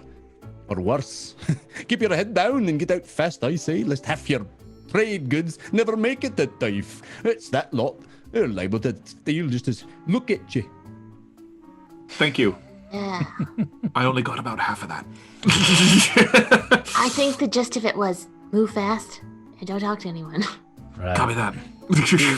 Fixing the rigging on the Vardo, tying it down on the sides, and you can feel as you're standing there the vibration and hum under your feet as the train hovers ready to depart. And he, kind of finishes up what he's doing. He says, all right, sit tight, hands and arms inside the cart at all times. And he winks at you again. You'll arrive in a few short hours. I'll be at the front in case you need me. And he moves to the front of the cart that you're in. It's getting kind of dark in there as the back is closed up, that ramp pulled down and the back closed up and sealed off. And he opens these double doors at the front of the cart and passes through, walking spryly across those gilded connectors that link the train cars together. And as the doors shut in front of you, you see the doors to the next car in line open. He pulls them and he continues moving into that compartment. So we're the only ones in this last cart. Yeah, and I think it's pretty clear to you that this cart was sort of added on to the back of the train at the last minute on the king's order, specifically to allow you to make this transportation. Got it. Well, whatever works, I guess. Is there windows? Can we see out, or are we literally in a box? You are literally in a box. This is a cargo train for the most part, and this is just a big box that is used to haul stuff. I am taking out my thieves tool, I'm taking out the corkscrew, and I'm going to start drilling a hole in the side of it so that I can poke my eyeball out. Okay. Maybe in the back as well, so we can see if anything is approaching from behind, just to be safe. Sure. All right, and then just like that, the train takes off. Dexterity saving throws for everybody. We have advantage from Gonf O Redwall from Civ. I'm going to choose to fail.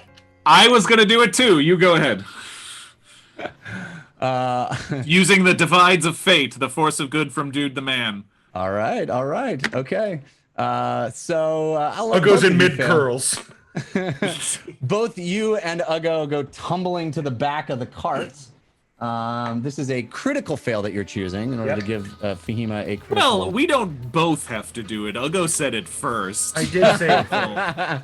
And only one of us has to do it. Yeah. All right, Uggo, you take 4 points of bludgeoning damage as you slam into the back of the rather hard into the back, losing your feet as this thing takes off. You feel a really intense level of speed. Like the acceleration is remarkable. I don't think any of you have ever felt anything quite like that for a moving vehicle. This is not something that is commonplace to move at that kind of speed, and it's surprising. It takes you off your feet, Uggo. But should the rest of Lily, us roll? you have advantage from Bo Busy, but -3, and James, you have advantage from Z-Man 9018, countered by Machine Bob, -3. Got a 21 even with a -3. Woo! All right.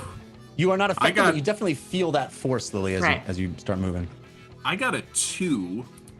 Should I? You should have just taken the critical fail. I should. No, there is that force of good that can allow us to re-roll 5s or less, but I don't know if I want to use it yet. I think you just kind of go tumbling to the ground anyway, and splayed out there. You look up, and you and Uggo share a look of surprise that you both got knocked off your feet from. How much damage do I take? Oh, excuse me. 2 points of damage. This is a rough day, man. This is a rough day. Ow, Really ow. rough day. Yeah, I mean, those of you that still have boils on your face, the Lily spell is an illusion. It doesn't actually change the features of your face, so you're still dealing with these large, puffy bits on your face that are pretty uncomfortable, I would say. Right. Great. All right, so you're moving right along. The train is humming. It's kind of bouncing up and down, and you're in this kind of dark box as Civ finishes boring a hole through the side. Some light peers through, and Civ, looking out through that hole, you can see stones starting to move past you at a pretty good clip. It's clear that you're moving through a tunnel of rock. To do what James asked, I'll drill a hole in the back. You know what? I'll just drill one, unless it took me a long period of time, I'll drill one on each side. So northeast, southwest. That way, if anything weird happens, we can at least glance outside and see what's going on. Okay. Great. So you start to work on that, drilling, boring holes through the yeah, thick and wood. they're just big enough to actually see through. Yeah, it's not like little they're peepholes, massive. right? Yeah. You said like drilling boring holes. That's what you're Really doing, drilling boring holes through the side of the train. You wanna argue that they're exciting holes? I don't know. It was like passive aggressive. It depends on what you see through the hole. It's a good trick. Good point. We got 2 more evil yams that just popped up. Oh boy. One from Grim Faded. The problem is I mentioned it. That's the problem. I reminded everybody. Grim Faded and Gorbin played, but one of them we got countered by Mom of Goblins, who gave us a golden potato. So and Hadrian X just gave us another potato. So both of them got countered. So there you go. Thank you for those. Very generous. Mom of Goblins, Hadrian X, Grim Faded, and Gorbin played. Thank you. There's extremely generous. It's not even Thanksgiving yet, and we got potato casserole up in here. Casserole. It's an amazing thing.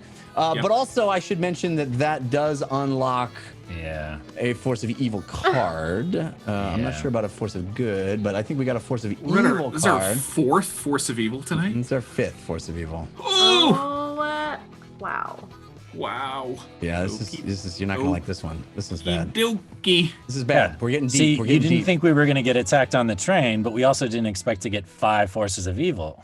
There is a Force of Good and a Force of Evil. Okay, so let's start with the Force of Good. In fact, hopefully I didn't mess that up.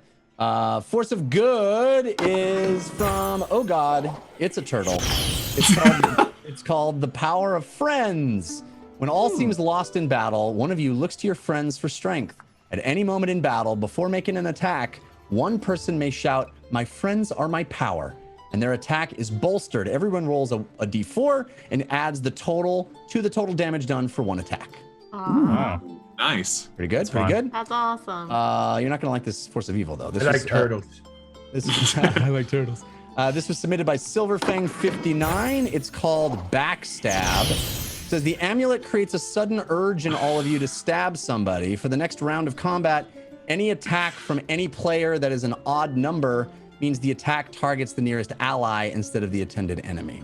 Ooh, what? Do they have to be in Yeah. range? So if it's melee and they're 5 feet. No, I and think the they're 10 idea feet would be away? that it just magically.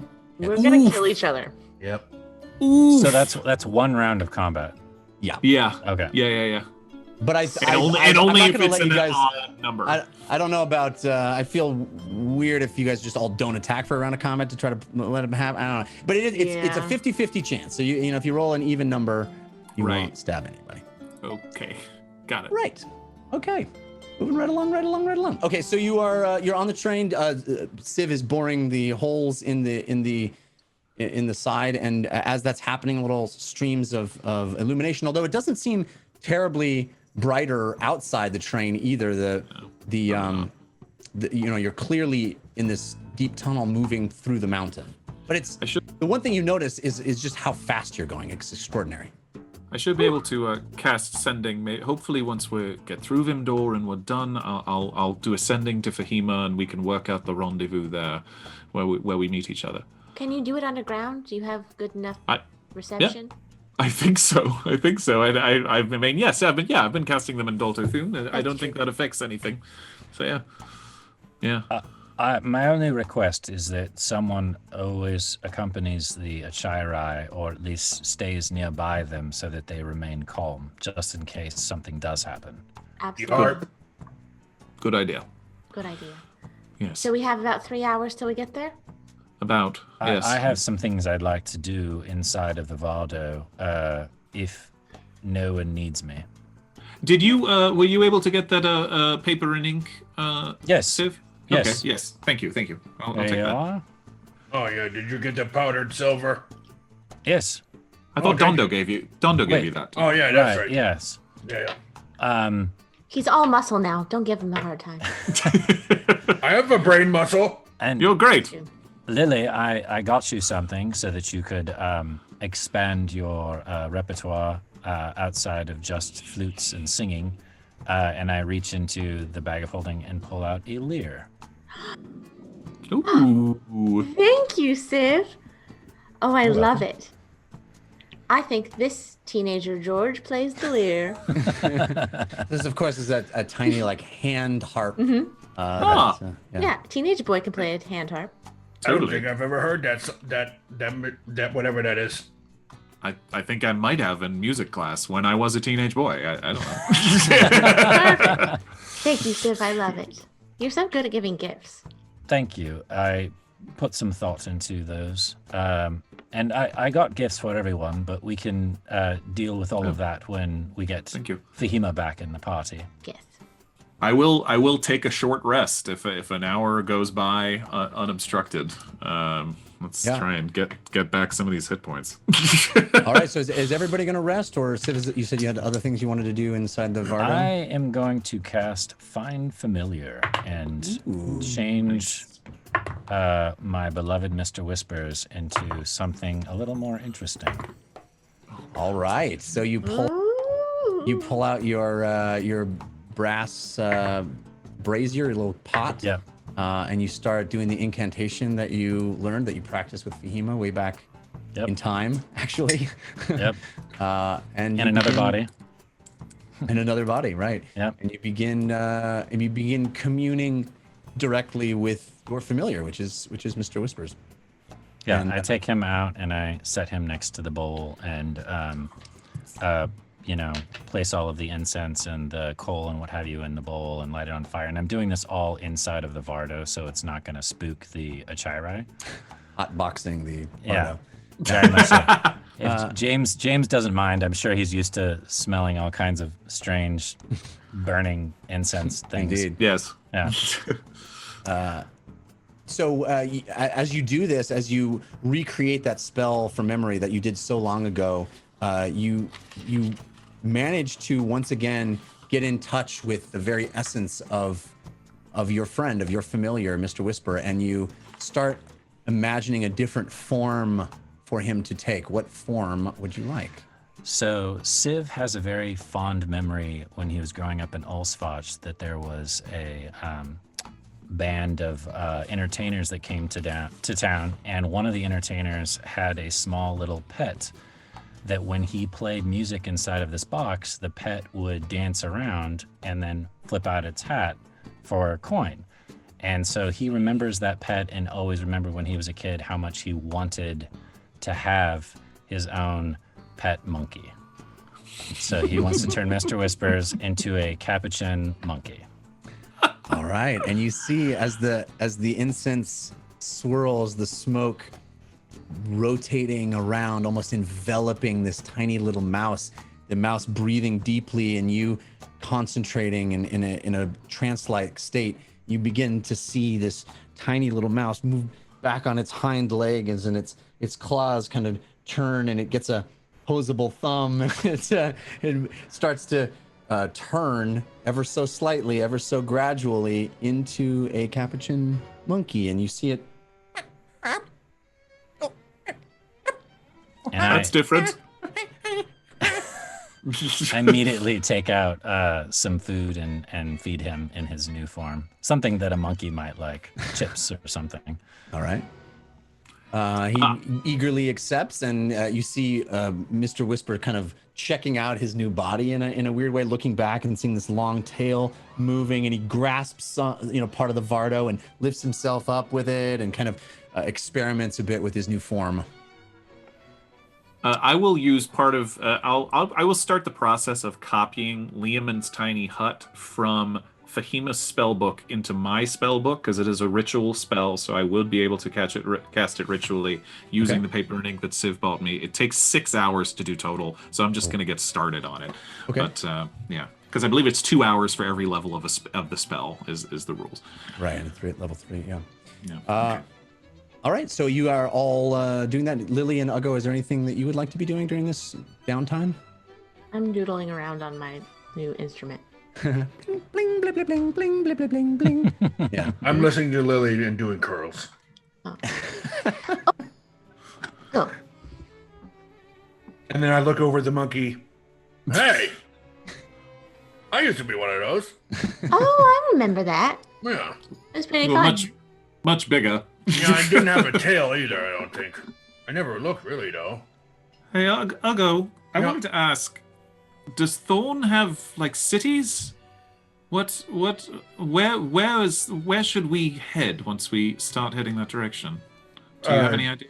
Jeff, Thorn is itself, is it one? Thorn is a city as It is well a as is it city, a city yeah. state, right? Yeah. Okay. Mhm. Okay. It's got districts just like any other Right. large city.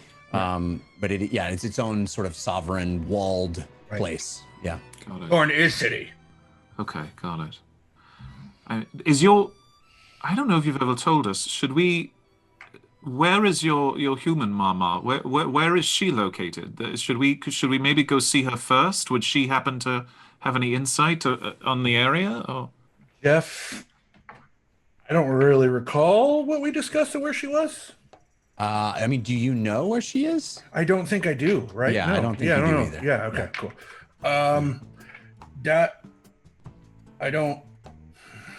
Uggo seems very distressed all of a sudden. Okay. It's all right. We can try to find her. Hey, I'll go, James. I wrote you guys a song. You did? Already? Yeah. Wow. Can we try it? Yeah. Okay. Please. I don't know how to play this fully yet, but we're playing with it. Okay. Okay. It's called Same Page, because that's what you guys are always trying to be on. Okay? Yeah. Okay. Hey, I got something to say. It might not come out right at first, but let me at least try my way. And you can say, whoa, that didn't feel great. And we can go back and forth until we get it all straight. 'Cause my tone is different from your tone. How I speak is different from you. But intentions are good for both of us friends. So let's talk these differences through. And just say, hey, I got something to say. May not come out right at first, but I'll try anyway. And you can say, whoa, no. And we'll just go back and forth until we're both on the same page. Yeah! You're so talented. Oh, Wow. this is such That a was- fun instrument. That was the peppiest number I think I've ever heard out of you. That was excellent. And now I learned something. Yeah, I mean, sometimes it's easier to remember lessons in the moment if it's in song for me. Yeah. It's true. Yeah, that makes sense. Yeah, like Fahima cannot kill us all. She is very powerful, and I worry about that corrupting her. Bang! And just like that, the whole train kind of shakes for a second, and all of you feel it. What was that? And then distant, far ahead of you, you hear screams. That Civ, doesn't did sound you? normal. Civ, were you able? I'm in the Vardo. I think we all are. Could we, Civ? You picked the lock on the door. Is that yeah? Did you or not? No, but it's just a latch. It's not locked. All right, I will go up to the front of the door and look over at Uggo and kind of push it a little bit and see if there's anything. I don't know if I can push it, but It opens freely. The doors kind of open, almost slide apart, and past it you see everything is moving at very high speeds. You see this coupling below you, this kind of gold and brass coupling below you, and you see the ground moving at a very fast rate underneath, and you see another pair of doors out ahead of you of the other train. Is the sound coming from in front of us, or Like way ahead of you. It sounds like it's coming from the very front of the train. and it's still happening? Yeah, you definitely hear screams and shouts and yelling. And then there's another boom, and the whole place moves. James, roll me a dexterity saving throw, please. You have advantage from El Shura. thanks, Elshura. 18. Okay, so you brace yourself on the side of the doors, but the whole train, and you feel, and there's a kind of a grinding as the train moves, slide like something's pushing it from one side or the other. It doesn't seem to be supposed to be moving like that, but you hear this terrible sound of metal on metal grinding as it sounds like this whatever's levitating is getting pushed over and scraping against, and it rights itself, and the whole thing is moving and shaking very awkwardly. Does it feel like this is supposed to happen? No, something is wrong up towards the front of the train. Gosh, what are we Lily will supposed go to... over towards the Achirai and try and keep them calm as much as They she definitely can. seem to be, agitated and sensing this as well. Roll me a animal handling check, Lily. You have advantage from False Star, countered by Grim Faded. Again, -3. Vince! Yes. We We've need got you out trouble. here. We got trouble towards the front of the train. Can you I'm just going to throw Mr. Whispers on my back and bound across the room, very unhuman-like, very cat-like, and then I'll go past James and grab the next door to the next rail car and open it. I only Alright, got you- a 12, Jeff. You only got a 12? Okay, well, you're having a hard time. They seem very agitated. Their plumage, again, is rising like it was, expanding out. You see, I mean, this is kind of the place where an Achirai would maybe release that smoke, that toxic smoke, but these have it removed. Of course, Lolo hasn't had hers removed, so you're taking extra special care, trying to make sure she stays calm amidst all of this. But Civ, as you pull open the other doors, you see another chamber. It's full of items, bags and boxes and crates that seem to have been loaded on. There aren't any people inside, but it is certainly full. In fact, maybe we should just go to the map room and check it out. Oh no! Just to give you a little context of what is happening. You are in the, here we go, map room, starting on our lovely stained glass in the map room. No, I love how you're moving. really trying not to make us panic right now, and I get that, Jeff, but So there's the Vardo, there's the Achirai, this is there's the moving amazing. train. Yeah. Now here's the thing. whoa! We were testing this earlier, and we realized that as awesome as this effect is, and I love it, it might make people motion sickness. Yeah. So I Totally. I love that the train is moving. I wanted them to show you a sense of how fast this is all going, but I think we're gonna pause the movement effect. Fair. But consider it still happening. That's what's happening. But at the risk of turning our viewers into unhappy sick people, we don't want to do that. All right. We'll spare everyone throwing up tonight. Yeah. So you're moving through this. There's the Chirai. There's the Vardo. By the way, they recreated our physical Vardo 1-to-1. It's extraordinary. Oh, amazing. Yeah, it's amazing. So this is the car that you're in. Civ has actually bounded into the second car forward. Well, I think we can get a view of that. There's a close-up of the Vardo, so you can see all the awesome detail. Cool. Just extraordinary work. Thank you. So if you can see from this angle, Civ, there's a lot of stuff. This is clearly trade goods that were loaded on bags and boxes and crates. This is a section of the train. This is a car on the train that has a bunch of miscellaneous items that seem to be needed to transport up to Vimdor for one reason or another, but it's empty of any kind of danger or threat or even other people. It's just a big cargo container that just isn't quite as full as perhaps other sections. It's just got lots of miscellaneous items that are being transported up north. What do we do here? I'm going to go see what's going on. I'll come back and tell you. Okay. All right, no. Maybe I should go with you, and Lily and Ugo, you stay here with the Achirai and keep them calm. Okay. Okay, and if Civ and I get into trouble, I can teleport us back here. Okay, all right. You stay here. Yes, Ugo. Vince. His name is Vince. Right, Vince. Yeah. Vince and I, Balboa, will go forward. Yes. So James, All right. as you walk through those doors, you feel all that movement and the wind passing you with that extremely high speeds between these two trains.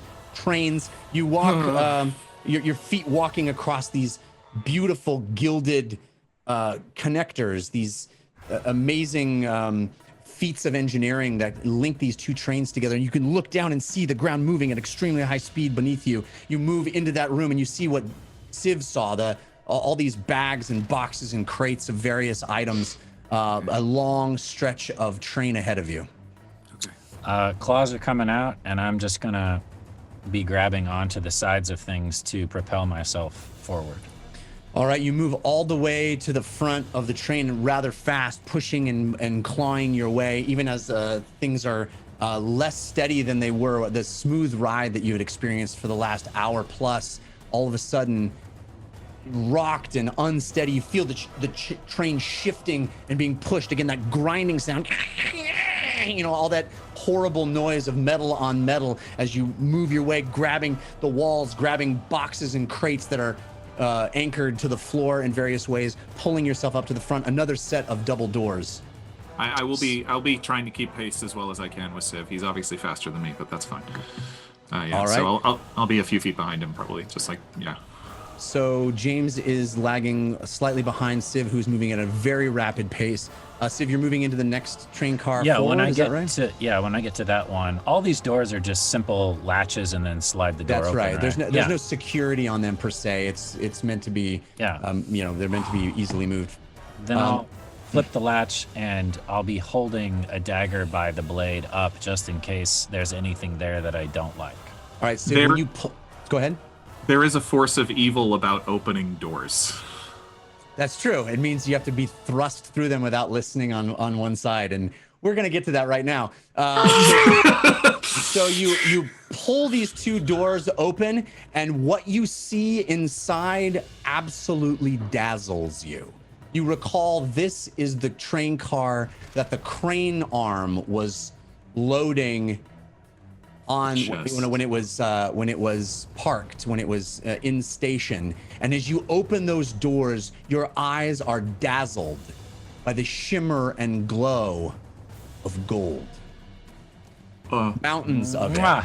It is raw gold ore that has been dumped into this rail car, clearly on its way up to Vimdor. Just a huge bed of open gold ore. Yes, Katie. It's Yes, a Katie. Scrooge. It's a Scrooge McDuck swimming pool.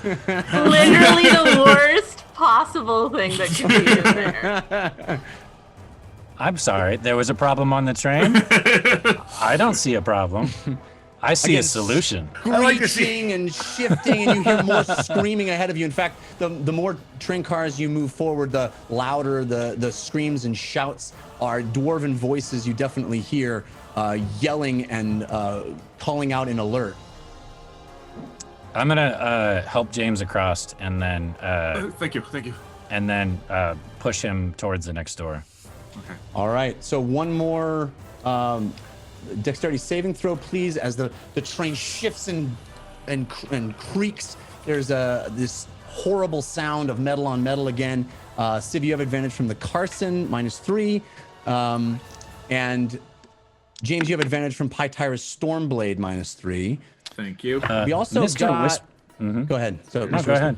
Go ahead. We also got we got an evil yam from Sitar. Thankfully, we have 3 potatoes, teal meeple, a daikai, and cold candor with potatoes. It is a spud party up in here. Seriously, everybody, amazing. 14. Thank you, extremely generous. 14. Okay, you slip a little bit, your hands losing grip on the side of the wall, and you go down onto one knee as you see the open, naked ground underneath you speeding along. Okay. You stand back up and move through those double doors into the room full of just raw, unprocessed gold ore. Mr. Whispers is going to be collecting Civ's taxes for the train, while Civ is taking his time going across this room and also collecting some of the gold and putting it into the bag of holding on his way to the other side. All right, we can work out exactly how much that is, but Civ is pilfering some gold. James, of course, unless you want to roll a sleight of hand on this, James will see you do it. No. Go ahead. All right. I'm collecting. I'm crossing go, and I'm collecting my $200. That's how much I'm taking. Fair enough. Again, this is not currency. This would not be gold coin that you're finding. This is just raw hunks of ore, but still very valuable, of course. It'll spend just as good. That means it's unmarked and untraceable. That's true. Very good point. It's spoken like a true rogue. All right, so you, Lily and Ugo, is there anything that you would like to be doing back in the back with the Achairai? I mean, I think just still trying to keep them calm. Ago? Yeah. How long have they been gone at this point? Has it been a long time? I would say it's been not that long at all. I mean, they're running up. It's been maybe a minute and a half. How long should we wait? Until more screams happen? Okay. All right, so you guys are Rule making of your 3 way. screams. Are you Yeah. making your way into the next room? Is that right, or next car? Yeah. Yes. All right. So the same process as you walk unsteady. I mean, you're literally like traipsing over piles of gold ore. Your feet sinking in and knocking bits here and there. It's kind of a low pile of this stuff, but it's almost like walking across. I don't know, like those fun ball places that you would jump Right. into in a McDonald's playroom. ball you know? pit. Yeah, it's a bit like that. But you're traipsing on its difficult territory, difficult terrain, but you're moving through it as much as you can, and you pull those double doors open, and you see another pair of double doors ahead of you, Civ. Same thing. Just keep going. Undo the doors, and I'll have that dagger flipped back out just in case. All right, and you pull it open, and as the doors open, you see this big room with that metal lockbox, that strong box that you saw loaded on. It's lashed down with a bunch of chains holding it in place. But that's only the second thing you notice. Oh The boy. first thing you notice is the back of the room, through the door at the very far end, squeezing its way through this tiny double door opening, is an enormous creature. A What? huge What is that? that starts pressing and sliming its way across the walls. Its enormous, viscous body seems to barely be contained inside the train. It's pushing up against the ceiling and walls. It's huge. God. Roll initiative. Yeah, I know what I'm doing. Okay. The giant dragon slug. Do we have advantage? You do. Civ, you have advantage from Funky G Macman. James, you have advantage from Pytyrus Stormblade. Thank you. Uggo and I are counting screams in the back. Yeah, I mean, you might as well roll your initiative too. Uggo, Okay. you have advantage from Charlie Stinson, countered by Witch Space. Lily, you have advantage from Funky G Macman, countered by Fail Waffle. Oh, thanks, Three, Real Waffle. everybody. -3. Everybody's -3, yeah. Civ, what did you get? 12. 18. James, 12 for me. Yep. Sorry, 1 second. I have advantage from Witch Space, countered by Fall Star. Oh my I God. never, ever, ever roll good on initiative. I don't understand. The 72 episodes, I don't think I've ever rolled a high initiative. I don't understand why. Doesn't make any sense to me, but there you go. 18 for Uggo. All right. 21 for Lily. 21, nice. Okay. So we go Lily, Civ, Uggo, James. Backstab will probably kick in for the first Backstab round of kicks combat. in. Yep. Which As might be a does- good thing, because Uggo and Lily might not use an attack roll for first round, so it really will probably only apply to Civ and I. Also, I Spy, Jeff. And I Spy. Spy. Yes, yes. I Spy. Green. Boy, there's not much to choose from here. Can we just You have to choose a color in the frame. I would like to Dapper. say that this is supposedly a force of good, so it's good that you don't have a lot of choices. Remember, can we my pull back and see this whole God. train rocking and rolling? I am. That model is incredible, It's so whatever that crazy. is. Yeah. Whatever that monster is. All right. I spy with my little eye something. Man, there's not a lot to choose from here. Something brown. Brown? Yeah, something brown. And it's anything that could be brown in the picture. Yeah, you know how to play I Spy, right? We have to guess in initiative order. Yeah, so Lily, your first guess. Train tracks. Okay. Civ, Vardo is brown. I'll go. Table. Table. James, The floor. floor. Civ was correct. It's the Vardo. Oh, +5 to your Civ, next you roll. get +5 to your next roll.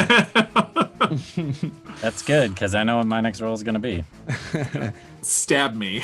All right, so Lily, you're up. I don't know how much information you would have about what's going on up there, but you certainly are alerted based on the agitation of the Achirai and the screams and just the slamming of the train car that keeps happening as it, something very, very large seems to be rocking this thing back and forth. I think Yeah. James screamed too, so you probably would have heard James scream.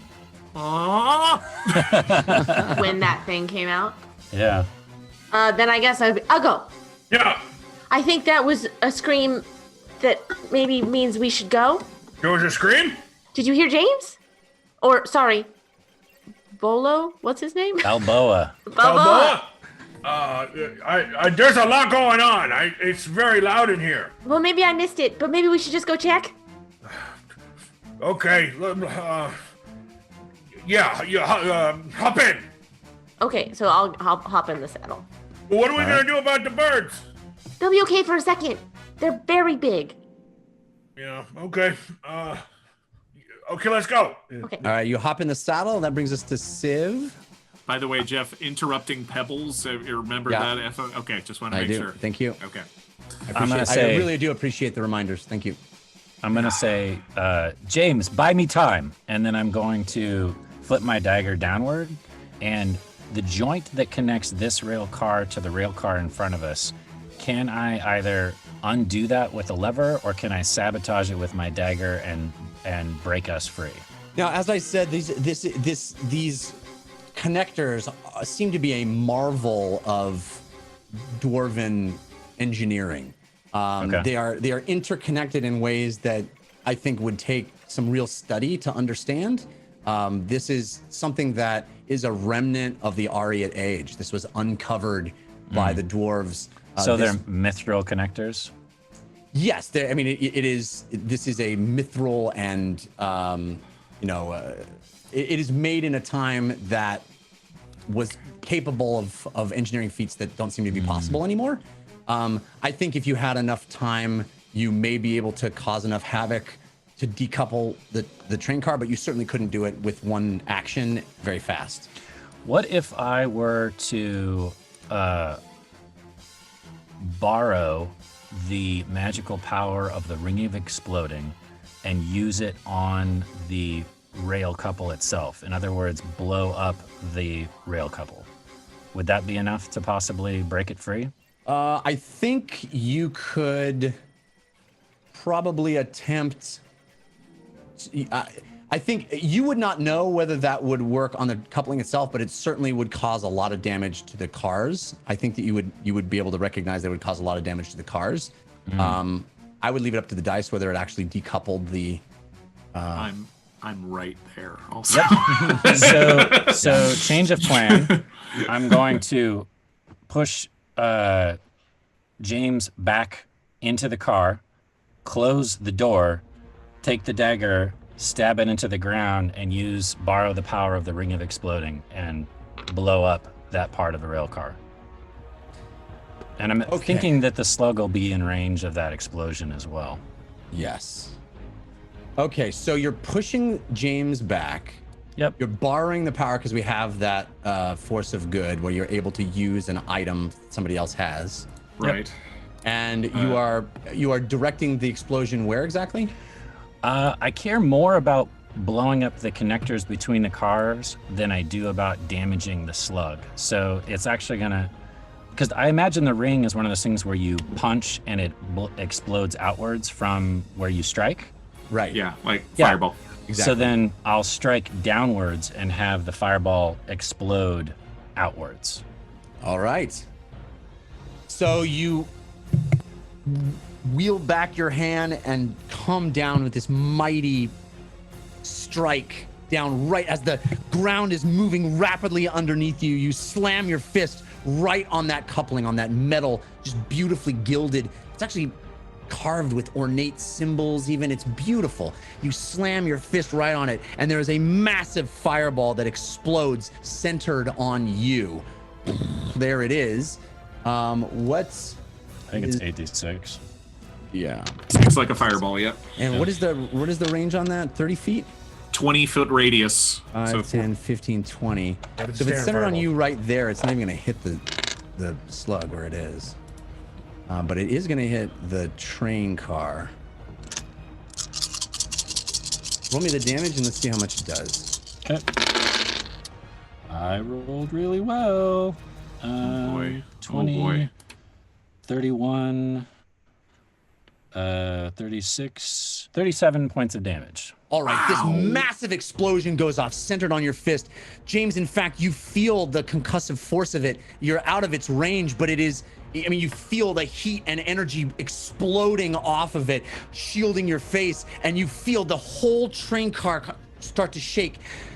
In the center of that explosion, Civ, you look around and you see parts of the train car itself just absolutely obliterated. They vaporized at the center of this massive explosion, and you feel the whole thing go, and it kind of pops off the side of the rail itself, screeching and wailing as metal hits metal, and you see a cascade of gold ore start to fall out onto the tracks, spewing everywhere.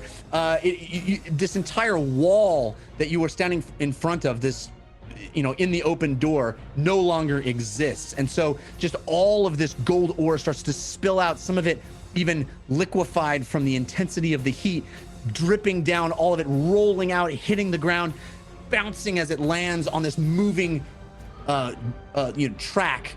and you see the slug pulsating and moving right there. The entire train car, the coupling. I'm actually gonna roll. I have advantage from which base countered by fail waffle. So the coupling actually breaks a bit. It starts to break a bit, but the more immediate effect is that the rail car itself seems to kind of have come off its axis, and now the front of the train is kind of pulling the back of the train as this, what is it, third car of the train is dislodged and kind of off the rail itself, and you the whole thing, Lily and Uggo and James, all of you feel everything kind of slow, like somebody dropped an anchor all of a sudden as it's skidding and squealing. The noise of it is intense, and the sound of gold ore. I mean, as you stand there, James, it goes between your legs, around your feet, pouring out and down and off into the empty tunnel beneath you. Whoa. So that completes your turn. Uggo, you're up. That's my action, actually. Oh, okay. I still have my move and my dash, and I'm going to use my move and my dash to get out of there. Okay. So when I turn around after the explosion, what do I see? Do I see the roof of the rail car that I'm standing on, or is that completely blown away and it's just open and exposed into the gold room? I'm not following the question about the roof, but if you're looking back toward Uggo and the Chirai, or back towards James and the gold. There is a hole where you caused the explosion. So the door with the wall with the double doors is basically gone, and gold is going out. The roof there is basically gone. There's a shrapnel. It's bent back, but the rest of the car is there. It's just kind of off the track, bouncing and hitting as it's been kind of dislodged from its course. Then I will move back through the gold room, taking out my bow and knocking an arrow, and I will move and dash. So I'll move a full. So this will be difficult terrain over the gold, so you'll go half what you would normally do, but I still think you have tons of movement, right? Yeah, so I would make it 30 instead of 60. Okay, so 5, 10, 15, 20, 25, 30. So you make it about, a little bit more than, not quite halfway through the rail car. Sure. And that's my turn. Okay, Uggo, you're up. Okay, so you got Lily in your backpack. And we're about to go through that door, which we have a force of evil, which as soon as we go through the door, we're sucked through it and our weapons are dropped on the floor. Is that correct? Am I reading that right? That's correct. Yeah. And we don't know that. No. So, Jeff, when that explosion went off, did we have to make any, did it knock us off our feet, or is it actually, give me dexterity saving throws. I'll do 1 to 2. Yes, please. You have advantage from That's Wild Man, countered by Grim Faded. Lily, you have advantage from Scully is My Homegirl, countered by Grim Faded. And James, you have advantage from Mazakil, countered by Grim Faded. Thank you. -3. -3 to all of those, yes. Is this an effect I can see? No. Okay. Then my roll is a 3. 12. Oh, 3. I don't think mine really matters because I'm in Uggo's backpack. Yeah. Uggo, use a toast. It says 0. Use a toast. What was once a 5 is now a 4. A friend, a confidant. The remaining members of the party, the 4 who drink this toast can re-roll any 1 dice that has rolled a 5 or less. Oh yeah, because I technically rolled a 0. All right, so I'm gonna re-roll this one. That's from Kaibuck. Oh, much better, much better. Yeah. So it's just a -2. So 16. 16. So and 12 for me. All right, you all stay on your feet. James, you kind of slip a bit as gold ore falls past you and underneath you. You kick at the ore as it slides down and out and into the darkness of the tunnel underneath you. Uggo, you brace yourself, and Lily, in the saddle, you are holding on to Uggo for dear life. Uggo, it is your turn. All right, I take the door in front of us. Is it open or closed? They, it's kind of like a train door. They automatically kind of close. You kind of have to pull them open. Okay, so I will. Is it an action, bonus action, free you action? can move through a door. I mean, 5e says you can move through a okay. door normally as long as it's not locked. Cool. So then I'll move 10 feet forward into the next room, and then 6 crustacean hammers fall off out of my thing. My maul falls off. I have two hand axes on my sides that fall down. Oh my. Oh no! And so I'll spend my action, probably more than one, picking up at least the maul first, and then the crustacean hammers. Also, my weapons fall off, so I'm reaching out of the saddle trying to grab stuff from the saddle. I'll drops the silverware drawer onto the floor. Oh, I'm sorry. I got $2 up. And that's wow. Anyway, just to be clear with the audience, that is from an old Force of Evil about going through. Called insert team name here. Yes. Yeah. So that is my turn. Okay. We are up to James. Okay, so in front of me, this train has been like burnt and charred, and so I can There's a probably whole. Yes, go ahead. Yeah, so I can see this thing. Oh yes. Yes. Okay, and now I'm sorry, Civ. A lot happened. Civ has successfully detached the cars, or no? The cars are still together, but he kind of dislodged the car you're in kind of from its axis, and it's it's jostling wildly on the tracks. It's kind of off the groove that it would be in. What is this thing doing? Is it eating as it goes, or does it look like it's after something? This might be stupid, but like it might save our lives. I would use my action to make an insight check or an investigation check on it to see if I can find out what it's trying to do. Sure. Roll me one. You have advantage from Lumpy Bronze Arm. -3, of course. Will you give me investigation or? I think investigation's fair. Yeah, I don't think insight. Great. I mean, insight doesn't seem right for a slug. You said I'm sorry. You said it was not countered. It was from Lumpy Bronze Arm. That's correct. Not countered. Okay. Thank you. Ooh, that's pretty good. So that is 21 minus 3 is an 18.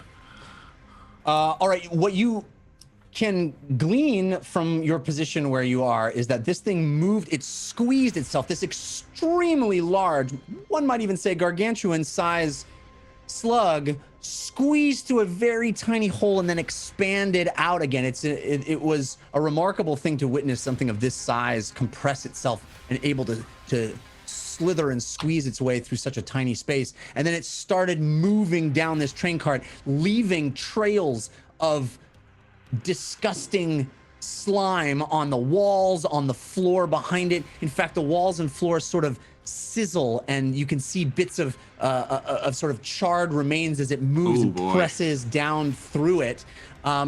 You can't really discern a clear objective other than it's moving your direction. It seems to be moving down the length of the train. Okay. How fast is it moving? It's a slug. It's moving. It's not moving pretty slow. Particularly fast at the moment. Okay. No. It's not eating as it goes, though. It doesn't seem to be eating anything, but it is moving over the top of things and sort of squishing its way through these confines that are much too small for it. Okay, got it. I'm going to use my movement. It's difficult terrain, you said, so I will use my full 15 feet of movement to back up. Okay. Okay. So All right. 2 squares back, map room. There you go. I think we just entered this thing's territory, and it doesn't look very happy. It's I see some acid. It looks might be able to don't touch it if you can avoid it. We need to break the cars apart. Can you do any damage to the car in front of us? Yes, I may be able to distract that thing, though, and maybe hopefully get it to go in a different direction, which might be better than just destroying the train. Because if we destroy the train, we're just stranded down here, and that doesn't sound like much fun either. We have the Vado. That thing is going to eat the Achirai. Oh, God. Okay. All right, well, that's my action. So, all right. So it is the slug's turn. You see it move forward, leaving a trail of slime. It inches its way forward, blah, blah, with this enormous thing squishing and squeezing its way through the confines of this car. It pushes. There's a big hole that has expanded, and it pushes out through that hole across the remnant of that coupling that Civ attacked, and into on top of what remains of the gold ore, spilling more of it, leaving slimy trail atop the ore, and it gets to about 15 feet away from you, James. Wow. And then it opens its mouth, and a huge tongue mandible pops out like that. No! Oh, man. And it attacks you. So that I have disadvantage from that's wild, man. It doesn't really matter because that's still a 19 to hit. That hits. So it does. You already rolled with disadvantage, you said, yes? I did, yeah. Okay, all right. Oof. So that does. Oh my goodness. 19 points of bludgeoning damage. Whoa. I need you to roll a dexterity saving throw, please. Okay. You have advantage from Cypher MP5, but negative Cypher. 3. Thank you, Cypher MP5. 14. That does not save. Oh boy. So you said 19 points of bludgeoning damage? Yeah. Okay. Oh boy. Okay. So what happens is this enormous sort of pronged tongue. It's bulbous and round, and it's huge. It comes shooting out at you 15 feet. It's got 3 kind of pronged things, and it grasps you and pulls you inside its gullet, swallowing you. And that's where we're going to go to intermission. Okay. So James has been pulled inside the mouth of a giant slug. It's been a chaotic first half. I promise you there's more chaos coming. So please stick around. Let's check in and see some of the love we've been getting.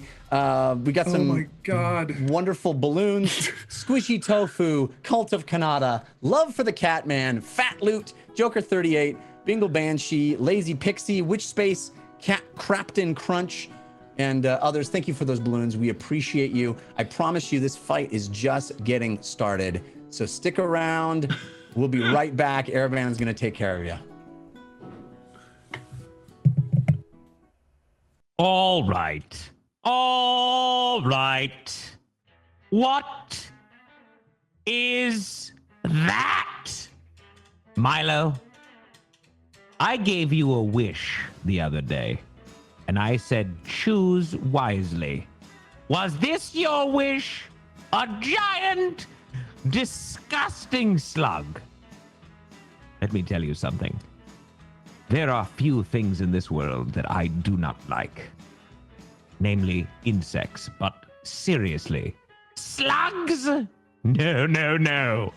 I dislike them very much. Well, fear not, Watchers. Our campaign will continue. After a brief intermission right now, it's time for us to... Can we even enjoy each other's company? Not after that thing. My goodness, did you see the tongue? By the way, Milo, good tune. This is like a honky-tonk sound, isn't it? I feel like I should talk like a cowboy. How would a cowboy talk, Milo? Hello there, partner. I am...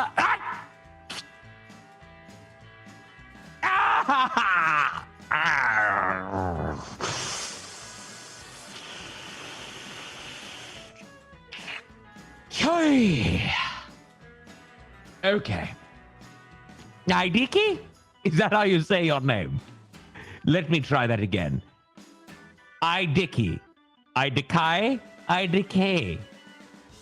That's a negative 500 to the ASSS.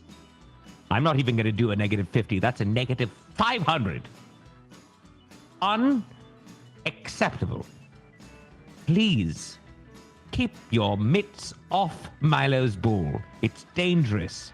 I know I said it doesn't do anything, but it's dangerous. It could potentially harm you. That's my concern.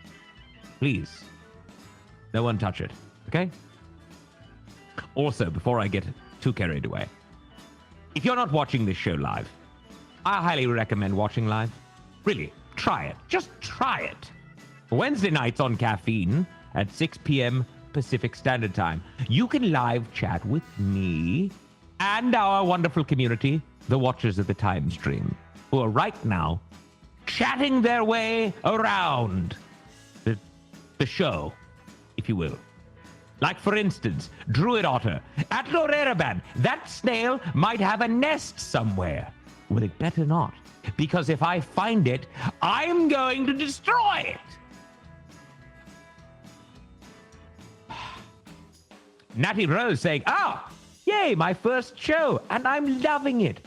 Well, Natty Rose, we're loving that you love it.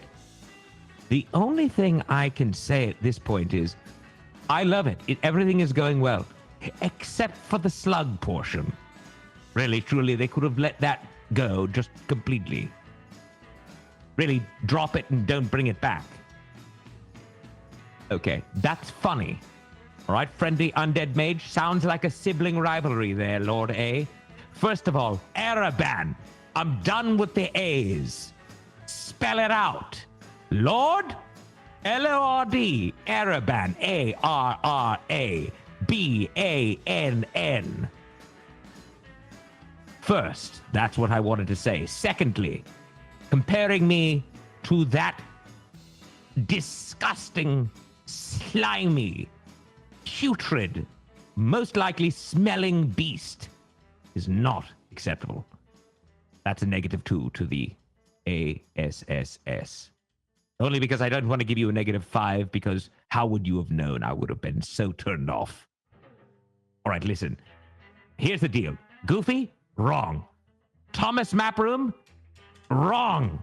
You should know better, Thomas. Brandy? Duke Ereban. I mean, Lord is higher than Duke. But I'd take...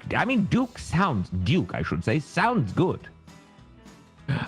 Vosh Voyager, Lord Ereban wins the Snailing Bee? Snailing Bee?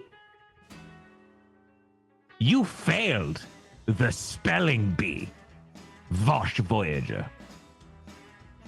All right. Friendly undead mage. I-T. There. I spelled it out. LOL. I give you a +1 to the ASSS for the ingenuity. Gamershare, Lord Emperor Ereban. That's a +5,000 to the ASSS, which cannot be used or given to anyone who is given a Milo's Bull. Just saying. Right? Okay. Whoa. Hold on. Let me look. Anthro what?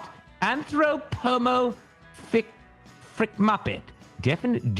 Duke definitely higher than Lord. Is that true? Milo, Goggle, can you get on it? Quickly. Duke, Lord, which one is greater than? Yes. Quickly, please. All right. How do we feel about a Mr. Bo Busy? No. Lord. Come on! Dreamblaze, Lord God Ereban. LGA. Yes. Plus, wait. Dreamblaze, you've definitely touched Milo's ball, haven't you? I might have to rethink Dreamblaze's -5,000 or whatever we've given him. Because maybe there is a place for him at this party. All right. Peony, wait a second. I see this. Peony brace girdle. Lord Ereban, isn't the slug the same consistency as as the brains you enjoy so much? What does that have to do with what I enjoy? Listen, if we're gonna be honest, my face is the same consistency as the slug, but it's a slug, and I'm an illithid. Wait a second, did I just compare? I did, damn. Compared myself to the slug, didn't I? Milo, is there any way that we can cancel the show, the rest of the show, just immediately shut it off? Or rewind it? Is there a rewind button here? Oh yes, we're live. Doc Lannister, Lord Ereban, my kingship. Ereban, how are you? Lannister? If I have not already given you gold, you deserve gold. But I can't really give away gold, so plus 500 to the ASSS. But before we continue with any more of that, Ereban the creator, you did create the show after all. Bosch Voyager, now you're just heaping on the compliments. I'm worried. I'm starting to think there is deception going on. Am I wrong? All right, Cable Jr., that's the best name I've ever seen. Supreme Sorcerer Lord Ereban, plus 500,000 to the ASSS. But before we continue any further, hold on. I do need to explain some things to you, because that's partly my job. And not my job, but it's what I do, okay? So listen up. Throughout our time together, you, that's right, you, I'm talking to you, each and every one of you, will be called upon to help guide decisions made within the game. In addition to our live chat interactions, which we're doing now, those that are brave enough can purchase our unique props, or one, or many. In some cases, many of you have purchased many. Like many, many. All right, Dreamblaze. You lose. I was going to give you the plus to the ASSS. No, minus. Minus! Milo, please note this one down. A minus next to Dreamblaze's name, please. Now, if you love the show, you could show love. When you buy Show Love balloons, those are the balloons that you see there, purple and yellow, Jeff will see them and may read your name out during the game, showing you some love. But now you have a choice. You can play for your favorite team. You can choose to support Team Force of Good or Team Force of Evil. This evening, there has been lots of evil. All right, hold on. Let me just say something. Dreamblaze, because I care. If you meant that as a compliment and didn't know that I would take it not as a compliment, then I take away the Milo, scratch the minus. All right, continue on. We have two balloons, gold balloons for Team Force of Good and purple balloons for Team Force of Evil. The choice is up to you. And now they count towards the Force cards, which you know if you've watched the show, but this is also for people that haven't seen the show, or haven't seen it live, I should say. Both Force of Good and Force of Evil cards are now triggered as Team Force of Good and Force of Evil fill up their balloon counts. Now, we will show you the balloon count as time goes on. As a matter of fact, if I have the power, I would like to do it now. What is our current stats? Let me see. Milo is in charge of this. Sometimes he doesn't get it right. He won't get it right this time, but that's okay. Okay? You can't always fault Milo. Maybe we'll get those up there for you in a moment. As certain thresholds are met, a Force card will be given to the team. And yes, potatoes. I've added the potato prop to the Team Force of Good and Team Force of Evil battle. A good potato is the equivalent of buying 120 good balloons, and an evil yam, I shouldn't say potato, yam, because it's a purple yam, technically, is the equivalent of 120 evil balloons, but at a much better value. And we all know who loves values and deals. Me, and probably you, if you're smart. Now, there are 10 Force of Good cards and 10 Force of Evil cards that can be triggered each episode. I believe we've already gotten through 3 Force of Evil, if I'm not mistaken. Even more, perhaps. I don't know, because I can't count. Milo is supposed to keep record. He will explain to us. Okay. Okay. I forgot now, Milo, you need, please, don't forward the prompter information until I have read everything that there is on there. Okay, there we go. There are 10 Force of Good cards and 10 Force of Evil cards that can be triggered each episode, and we'll show you a status update so you know how close we are to the next card, blah, blah, blah. Any leftover progress, this is what I wanted to get to, will carry over to next week's show. So yes, I want you to submit your Force cards. So head over to thedungeonrun.fandom.com to do so. All right? Now, let's continue. You could also bestow upon your adventuring party the gift of advantage. That's the ability to roll a pair of 20-sided dice at once, taking the highest value. That is a benefit. That's a good thing. All right? Or if you fail yourself, grim-fated. Well, that didn't make much sense. I was trying to do something silly there. If you consider yourself one of Team Force of Evil, or just don't like the team in general, you could bestow upon them, or you could set the trap of disadvantage. If a player has advantage, this disadvantage will counter it. And if the player does not have an advantage, they will roll a pair of 20-sided dice and take the lowest value. After all, life is pain, and thank you, Grim Fated, for that Force of Evil balloon. All right. Advantages and disadvantages can only be given to players or the DM. We instituted this because some of you in shows past decided to give advantages and disadvantages to every single character, including me, sometimes Milo, sometimes yourselves. Don't do it.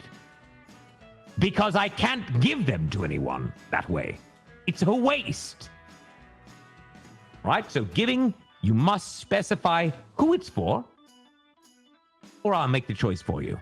And I assure you, you won't like it. No, wrong, Milo. They won't like it. You're wrong. They won't like. No, you're saying they will like it. They won't like it.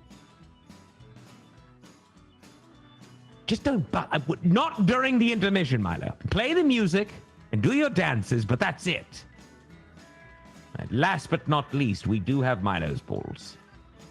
Yes, they're Milo's bowls. That's what they're called. They look like a cauldron. It's called the...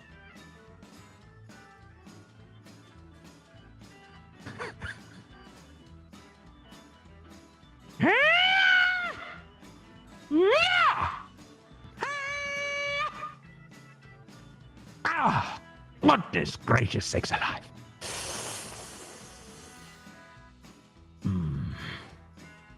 If only I could describe the sensation.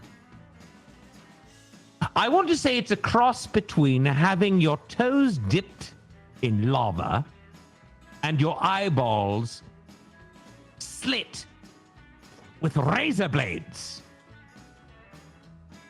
Ah!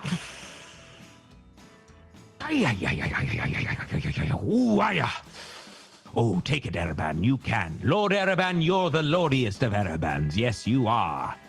Don't worry about the pain. Focus on the pleasure. There is no pleasure. Why? Milo, do me a favor. I am dying here. Could you grab me some Advil? Or if we have it, Excedrin. Or if we have it, I don't know, something to take away the pain. All right. Please, please, please, please, please. Leave the Milo's balls alone. They are not for you. Ah, look. Oh, we've already done 5 cards for each team? Unbelievable. Where have I been? Oh! Hold on, wait a second. Itakai, I don't know if I'm saying your name right, but this is the time I like to engage in a little soft shoe. Mainly because it helps with the pain. By the way, I'm not going to be engaging in any soft shoe. I lied. Milo will engage in the soft shoe. He's doing a tiny tiptoe dance now. Milo, that's very handsome. Let me just close my eyes a moment and revel in the suffering. Okay. Thank you. Idakai, however you say your name. As much as I do appreciate the Milo's balls, I'm going to have to uninvite you to the ASSS 3 times. Because you've given 3 bulls. And 3 bulls is 3 bulls too many. So.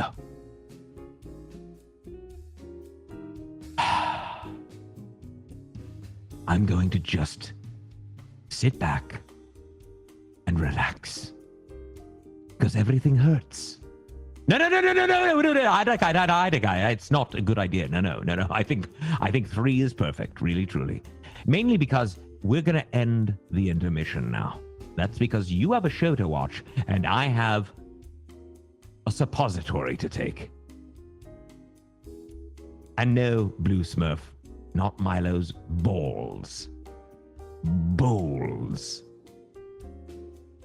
But that was close. All right. I would like to thank all of you who've shared the show tonight.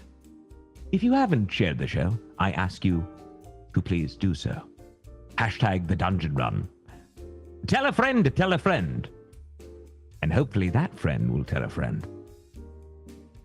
And then, maybe then, if your friends tell a few more friends, I might re-invite Chef Scott to the Chef Scott. It's periods. You have to put the periods in there, or it spells a word. All right. You're not invited back in, Chef Scott, okay? I'm sorry, everyone. I'm reading all of these discussions here live on the channel. And while I love everyone's comments, sometimes they frustrate me. And that's okay. Because I'll be joining you in your social conversation around the game.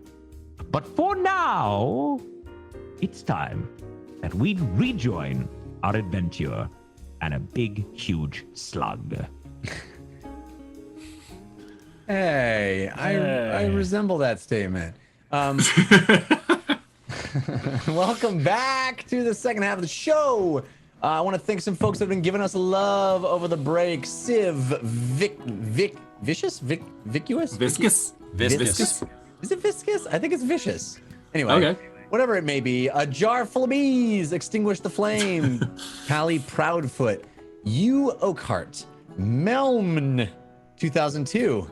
Melm. Black Tuesday 9/11 or 911. Natty Rose. Sorry. Arcane Rebel and others. Thank you for those. We appreciate the balloons. We appreciate the support. And we are back in it. So we will return now to the map room. And we will get a chance once again to see all of the work that the map room folks put in to this moving train. I want to give some moving train, even though, you know, it's a little intense. But look at the moving train. This is what you're dealing with, right? You're standing looking at a slug that is of obscene size, let's be honest. And and you are on this moving train barreling down a under mountain tunnel railroad. So I wanted to give that view to everybody before we pause it again. If I like the pulsating red thing on the side of the slug. Right? Yeah. Hit it in that. Yeah. By the way, James is in there somewhere. Yes. Map room, show him the tongue again. It's just so rad. The tongue is oh yeah. That's an attack that I like to call the tongue lashing. I hate it. Upsetting. Oh my. It's like a tongue with tongues. The tongue that has tongues. That's very good. Yes. I like that description. All right. So that was the slug's turn, which means we're at the top of the round, Lily. And Civ saw me get swallowed. Yes, because you were. Yeah, wrecked. I saw you get swallowed. Yeah. I mean, we still can't see what's happening, yeah? We're not through that door yet. That's correct. You are a full car length away. Okay. You once again probably hear James scream. Not anymore. Not anymore. You don't. And then it quickly gets silenced. It's cut off. And there's kind of a juicy sound, maybe? Ew. Squishy sound? A wet sound. I'll go, Yeah. this does not sound good. And then I'm going to cast, actually, you know what? I'm just going to ready my bow. Crossbow? Yeah. On the back of Ogo as we gallop into battle. I love it. Your big, Yeah. I'll kind of put the little tripod on his muscles. Awesome. All right. Are you readying a shot for any particular trigger? Like, is there anything that will make you, if you see a bad guy, you'll shoot? Is that the idea? Yeah, I guess if I see my friends getting attacked, I'll shoot. Okay. Civ, you're up. What? Then Ugo, then James. Yeah. I don't see James anymore, correct? Not anymore. You saw what happened, though. It was hard to Wow. miss. This pronged tongue of tongues came out and enveloped him and pulled him back into its little slug mouth. So, And nothing little about it, actually. game mechanics question. It says if there's an ally of mine within 5 feet of a monster, I can sneak attack it. What if that 5 feet is inside of the monster? I think that still applies. Okay, just I checking. don't see why it wouldn't. What do you think? What do you guys think? Does that apply? I think that applies. You're within 5 feet of it. It's Sure. inside you. It's Say in-game. internally is probably a good place to stab. How far some- has he been digested? Yeah. Yeah. He's, Lily, I'd please. say that it could be distracted by the creature that it has in its mouth. Yeah, I think that's That's sufficient. pretty fair. Yeah. All right, well, let's get this force of evil out of the way. I'm going to sneak attack this thing in the face. All right. With You my have bow. advantage from EC Miller 307, countered by Grim Faded. Don't roll an odd. I want an odd because I have a +5, Okay. You have a -3. and I have a -3, which is a means you're +2, which is an even. So you want an which even. is an even. So I want an even, which is good because I got an even. Somehow in all of that. So, oh my god, this is so much math. Okay, Well, so well. Plus plus 5. 2, Well, it's +5 -3. Minus so 3, it's so plus two. 2, plus my your regular normal. bonuses. Plus yeah, your 26. I got a 26. To hit? Yes. Yes. That hits easily. Okay. Wow, that is Insane. ridiculous. Okay, so this is just my bow plus sneak attack. Okay. Why do we do this to ourselves? All right. So that's 10. That's 18, and plus another 6 is 24 points of shooty, pointy, stabby bow damage to its face. All right. So you pull back your bow and you loose an arrow and it finds its mark. It's hard to miss this thing. It's quite big, but Civ manages to find a particularly vulnerable spot. Between the eyes. Skewering it. One of the 8 eyes. It has a Oh, great. wonderful, you're going to love this. It has a reaction Uncool. called Expel. As a reaction when the slug takes damage. Oh, no, excuse me. Yeah. No, yeah. As a reaction when the slug takes damage, it may choose to expel a creature from itself at great force. Okay. So you need, James, to succeed on a athletics or acrobatics skill check. Neither are my real strength, but okay, sure. You have advantage from Cypher MP5, countered by Grim Faded. I Thank want to you remind both. you that there is a force of evil that you did not read aloud. So just to make sure. Oh, yeah, we Indeed, yeah. I do have that one noted, and it has a specific trigger that has So- not happened. Acrobatics or athletics -3. Correct. Oof. Yeah. That's terrible. That's basically a 0. Okay. Hey, you roll below a 5. You could use that toast roll. That's right. I will. I will use toast to re-roll that. All right. Come on. That's better. Okay, so 16. Oh, the DC is 16. Nice. Wow. Okay. So It's The nat 17 so then minus he 3 just plus 2. he stays inside of the slug. Stay inside the slug. I mean, it's a Pyrrhic victory, but it is a victory nonetheless. Because you would not have. Wait a minute. Wait a minute. I don't would think I you tell want to be. that? I don't think you want to be expelled. I think it's going to do a lot of damage if you get expelled. I would beg to differ. Well, actually, wait a minute. I might because it's an elect athletics. to- Wait a minute. Hang on a second. Let me just read this. Moves up to 60 feet from its current position inside the slug.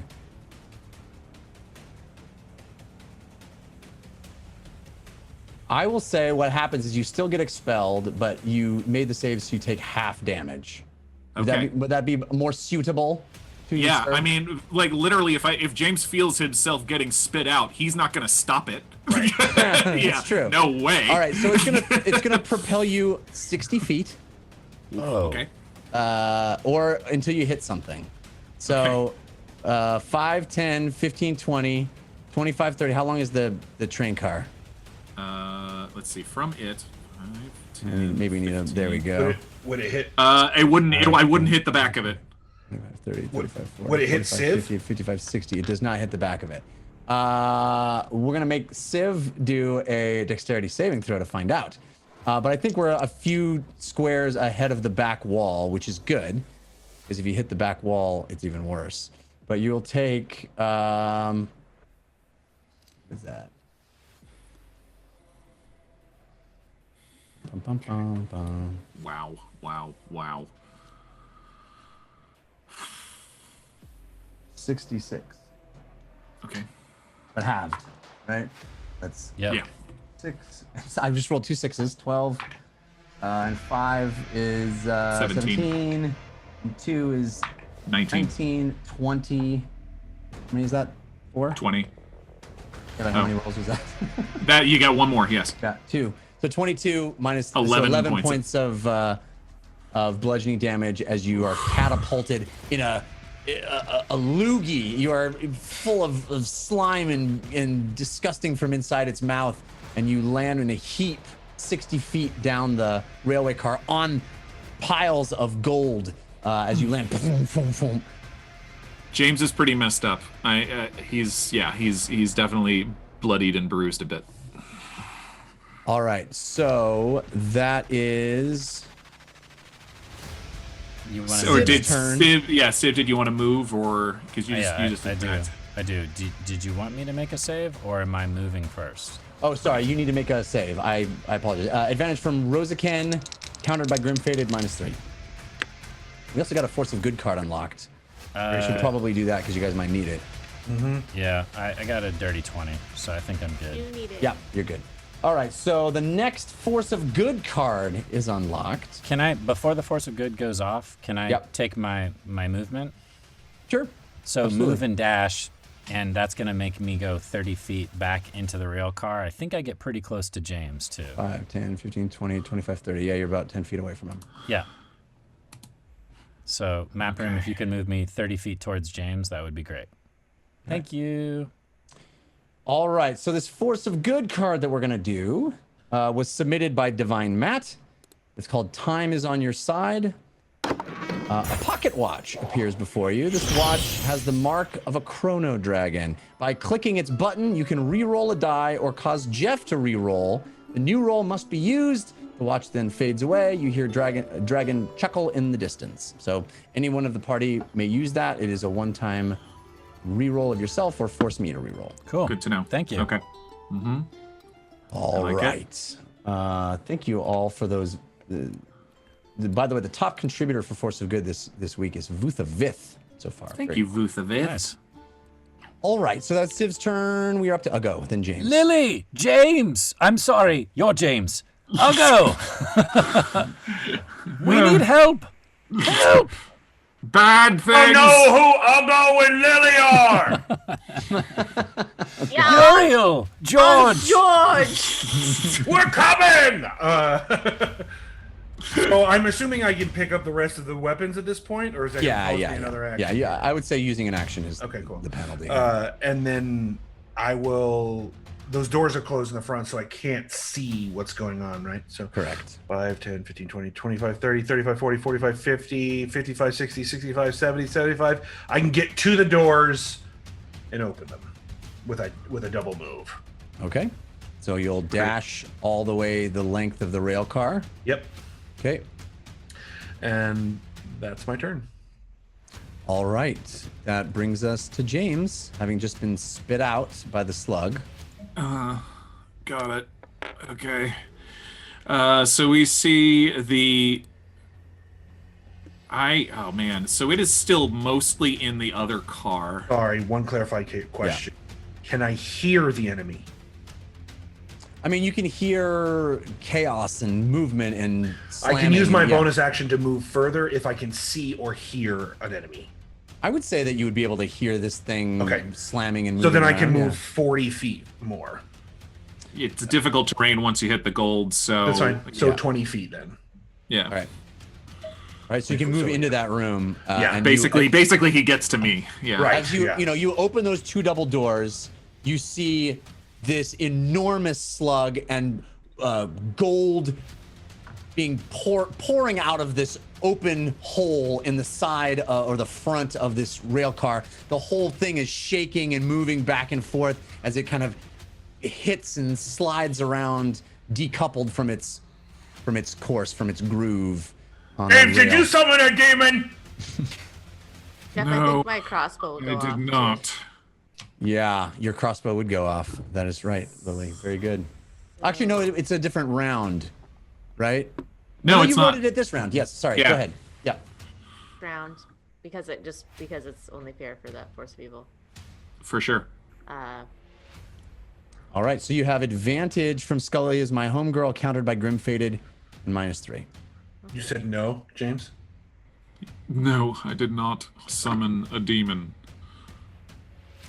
So It looks like one. My attack is 8, but then it's a +3. +3? Yeah. So that that's an makes it odd. odd. Oof. But That's not still high probably a enough to- miss. Yeah, that's not Yes. high enough to hit anybody. Yeah. Right. So But- you accidentally, or you turn and shoot your arrow at one of your teammates, and it misses. Goes thong into the side of the wall. Ah!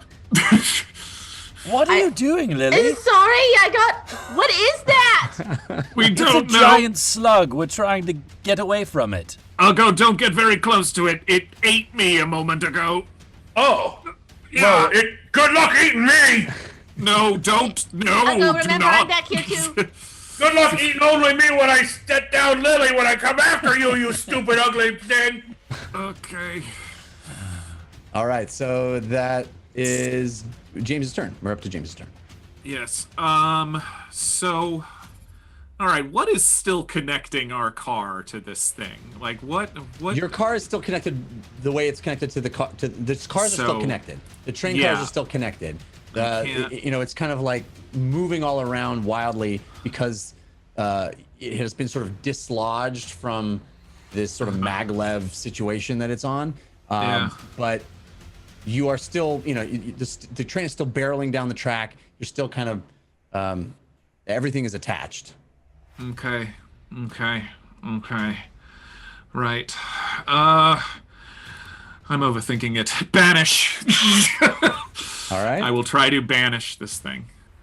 Okay. I don't think it's from another plane. I think it's from here, but it'll at least buy us some time. All right. So I need to roll what? A charisma saving throw. Charisma saving throw. I have disadvantage from A.G. McLeod. I'm guessing this thing's probably pretty cool with the ladies. Might be with the has might be with the dudes too. so much charisma. It looks very handsome. Or the days, any of those. That's right. All right. Charisma saving throw. I think boy. I'm I have making sure. disadvantage. Oh man. Yeah, one creature that I can see. Yeah. Okay. I rolled a 3, and it has a -2 charisma modifier.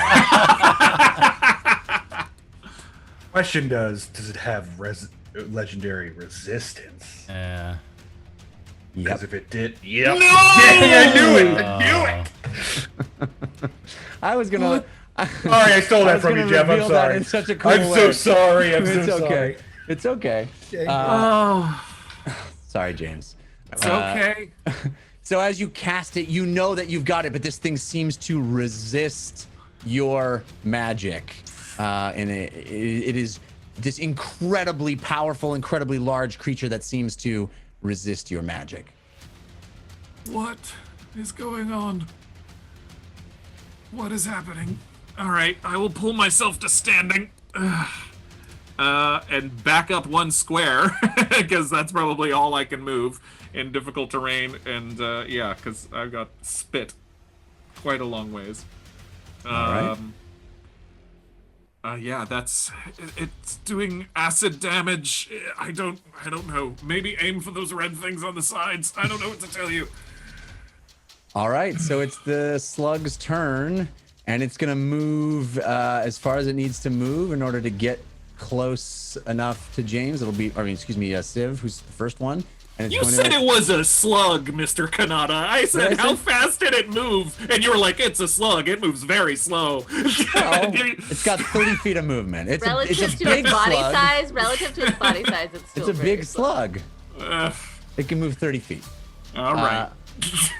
It also has 15 feet of reach on its tongue lash, so it doesn't need to move that much. You haven't even seen the coolest stuff it does yet. No, don't say that. So it is going to attempt to tongue lash against Civ. It looks like a straight roll for me. That is a 28 to hit. Yep. So roll me your dex saving throw. You have advantage from Angel Devilson. Should we make him re-roll it, or should we save that? Oh, that's a good question. No, I'll just do the save. It's fine. Okay. I'll take the damage. Nat 20. Whoa! Yeah, you do not. As the tongue extends out and smacks you, you get this bludgeoning damage. It hits you with a wallop, but it tries to grab you, and you twist and turn out of its grasp. But you still do take 17 points of bludgeoning damage. I'll uncanny dodge that. Okay. 17, so half of that 8. is. Thank you. So we're up to Lily. I prefer Lily's tongue. Oh. That's what you say in the middle of getting Wow. Jeff, do we have in our rations, what would you say our rations are? Probably jerky and dried meat, some tufts of bread, and root vegetables, that kind of thing. Would it be crazy that Lily has some salt? Yes. It would not be crazy. It would not be I crazy. feel like she would have some. Okay, so Lily is, while this is happening, she's opened up the canister of water Yeah. and she's poured all the salt that she has in there and probably like crushed some jerky, anything salty. She's stuffed it into this decanter of water, and then she's gonna geyser at the slug with salty water. All right. Nice. Okay. Well done. You're not gonna believe this, but this creature has a quality called salt vulnerability. I'm not joking. I think you can actually decide fresh or salt water when you use the decanter Oh, too. right. Yeah. And salt water. Yes. Yeah. You just Lily made it would've- extra salty. Katie didn't remember that. Lily would have So remembered here's that. the problem, though, is the salt vulnerability is 1d6 per pound of salt, and the geyser is in gallons. So I don't have All right. any idea. All right, how Want me much? to do All right, some- do that all right, math? how Want me much to do does? some All right, I'm Googling? gonna Google it. Here comes the Googling. How much does a comes the gallon of Googling. water weigh? Yes, that is okay. 8.34 pounds. And how many gallons That's does the geyser do? 240 pounds. That's hilarious. Because it gets 30 gallons when she says geyser. Yes. Yeah, 30 gallons. Times 8, 200. Yeah, 240 pounds of salt water. Of salt in water. And salt water. There's some jerky in there for roll good me measure. 240 240 D6. Can How we about you just say it's dead? How about we just roll a d6, roll a d6, and then times it by 240? Yeah, there's got to be like an online dice roller that can do Yeah, there's- 240 oh, d6. Okay, let me see. It'll take a second. I want to know Yeah. that number. I can find one. Wait, what is It it? is worth it. I've got to one in know my that phone. number. Hang on a Yeah. second. Highest damage ever in this show is about to happen. Wait. Okay, Online- dice calculator. I want to Yeah. roll it. Yeah. please. Let Lily roll it. 240 d6s? How you could be here forever? How do I do it? She wants to do it digitally. Oh, is what she's saying. Yeah, do it. Find it. There's got to be an online dice roller that lets you just put in 831 points of damage. Okay, we just have James do it. He already Yes, did James is doing Read it. it! James already did it. You took He my wants- thunder. He I'm wants so sorry, revenge. Lily. Solar thunder, dude. I'm so It's sorry. fine. It's all right. I I have stole the- Jeff's earlier, so it's all right. I mean, you No, can it's roll. fine. You can roll 240 d6 if No, you you want. already did it. No, I was gonna do it on an online dice roller. Do it, I'm do it again. very Maybe your sorry. number will be different. Yeah, No, please. no. It's fine. It's fine. All right. It doesn't. Honestly, what All happens done. That's is an insane amount of. Lily decides it's salt water. Says geyser on the back. I did not see this coming at all. That's hilarious. Holds on for dear life as this on the gripping the saddle with her knees, holding on for dear life as this water erupts from the back. Uggo, over the top of your head, you feel this rush of water, and you kind of stagger back to the amount of it just shooting out like holding onto a fire hose, just completely drenching this thing, and you see it start to sizzle and burn, and it starts to scream and move back and forth, and you see it actually. There it goes. There it goes. Yeah. Oh, it's so good. So good. This slug completely dies, and you see. Look at the water shooting out. It's so great. Yeah. You see steam coming off of it as it burns. It burns. This thing, this acid, enormous, gargantuan acid slug. You see it start to melt and foam as the salt water covers it. That is not how I thought this fight would end. But you see this thing sort of caught between the two rail cars. It is drenched. It is dead. Oh, I love I it. imagine it's much like Indiana Jones in the Raiders of the Lost Ark, where that guy's face just disintegrates from skin into Oh, dust. Oh, I mean, I hate to admit it because it sounds sort of cruel, but when I was a kid, I put salt on the underside of a snail, and you see it foam up, and that's what you're witnessing is this like foaming and disintegration of this enormous thing, and Lily's just holding it there, drenching it as it continues to writhe and scream. Oh man. Well, there's a record we'll never break of the most damaged in a single That action. challenge accepted. is crazy. After it dies, I'll just look at everything and go. We used to have slugs at the bar. I mean, I'm gonna get an email from somebody that's gonna break down the actual amount of salt in water and how it's Yeah. not actually Yeah. that number of pounds. But you Right. know what? Even if you It's half it, salt, but salt water is insane, and I feel like Yeah. it also gets into your pores more. That yeah, was even if mean- you half it, that's still 400 points of damage. Yeah. that was an incredibly brilliant move, Lily. Well done to Katie. That was amazing. I did not see that coming. My And- favorite and- part is she tried to use regular salt at first, and then she's like, wait a minute, I can just say salt water when I spray the geyser, and it's game over. Wow. It That would was not have awesome. been effective had I not said salt water. I thank you. seem to remember us thinking that item wasn't going to be useful when we found it. It's come in handy a couple times. You literally just melted our opponent. Well, I don't mean to stop this moment, but should we check on the rest of the train? And also, should we not assume that this is the only giant slug? Also, I'd like to mention that next time we're against someone who's really bad, we should turn them into a slug and then hit them with that thing. Right. Great idea. Also, I should also mention I put most of our food that I had in that. Whoops. Worth it. Totally worth it. Well Can we done. eat it? James, are you going to be all right? I mean, I'm better now, but I'm not great. Oh, hey, pal. Uggo puts his hand on your shoulder. Receive 10 hit points.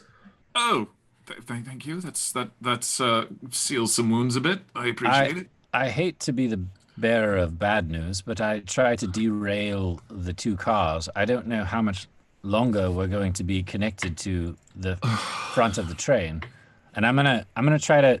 Can I make my way past the dissolved gargantuan snail back to the other rail car? If you press yourself up against the wall and past the snail, you will take some acid damage from the movement. Yeah, I'm not going to do that. Okay. I'm not going to do that. I will crawl. I will go outside and I will crawl across the top with my claws.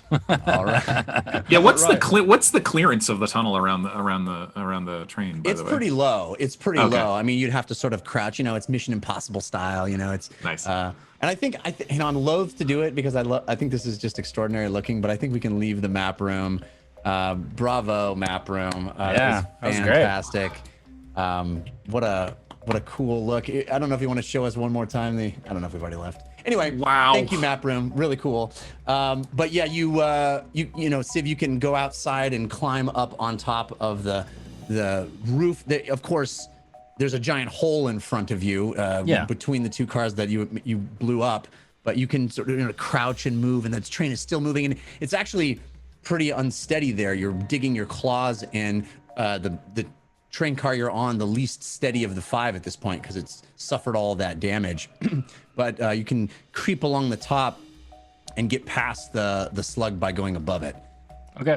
I just want to survey the damage. Is this gonna hold? Does it look like it's gonna hold for a while? The problem is the slug itself is still over the top of it. Yeah. So you get to the edge of that hole that you blew up, and you can look down, and all you see is the mucus and remains of this oozing, foaming, frothing former slug that is drenched with salt water and just sort of decomposing at a rapid rate based on it. Sure. I'll just go into the front part of the train then and try to figure out what happened to all of the dwarves and the engineers and what have you, and see what damage this snail has done thus far.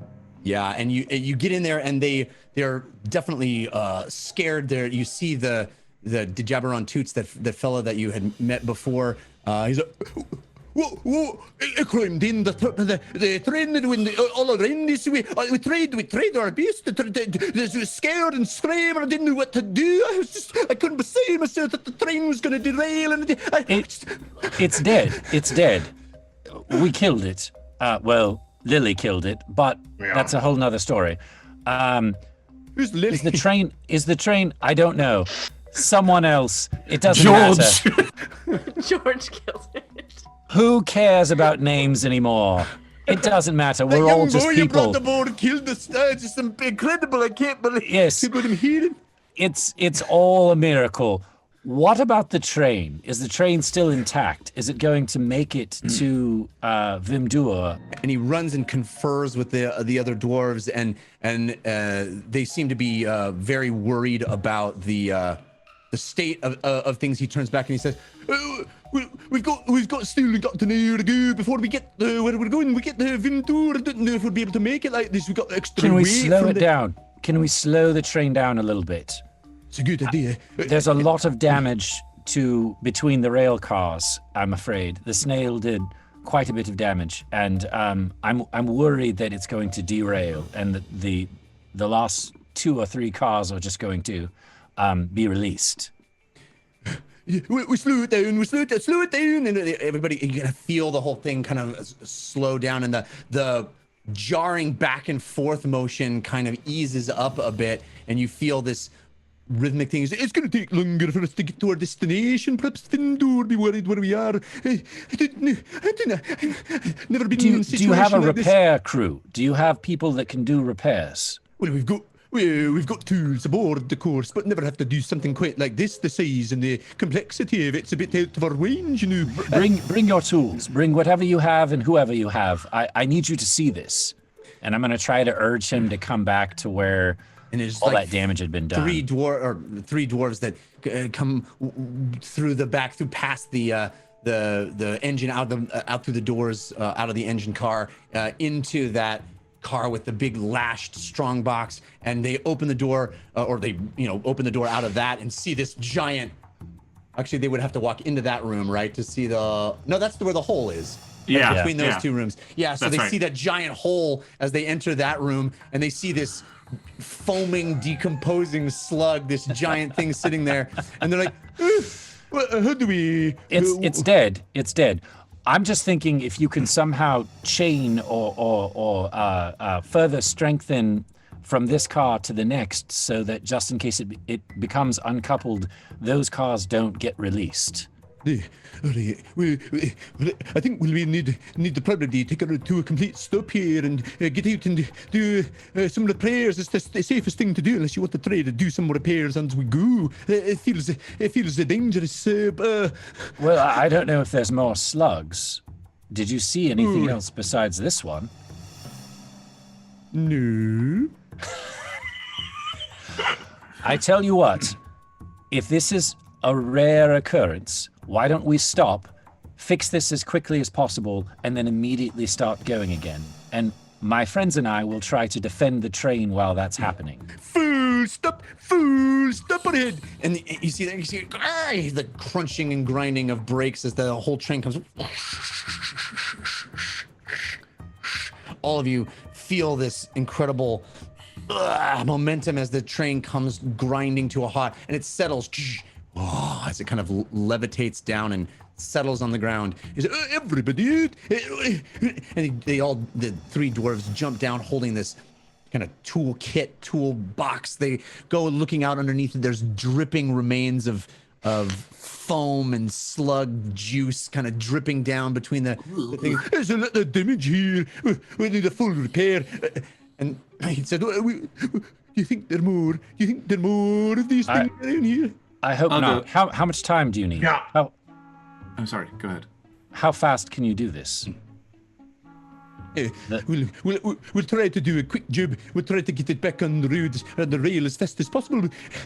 I've never seen anything like this in all my days. I've never seen anything quite like it at all. There's nothing been down here but small critters that we smack out to the way with the grate on the front. This is quite something else entirely. I'll be right back, and I'm gonna run back to where everybody else is. All right. Oh, Katie, you're muted. Muted. Sorry, I thought they were in the same room as us.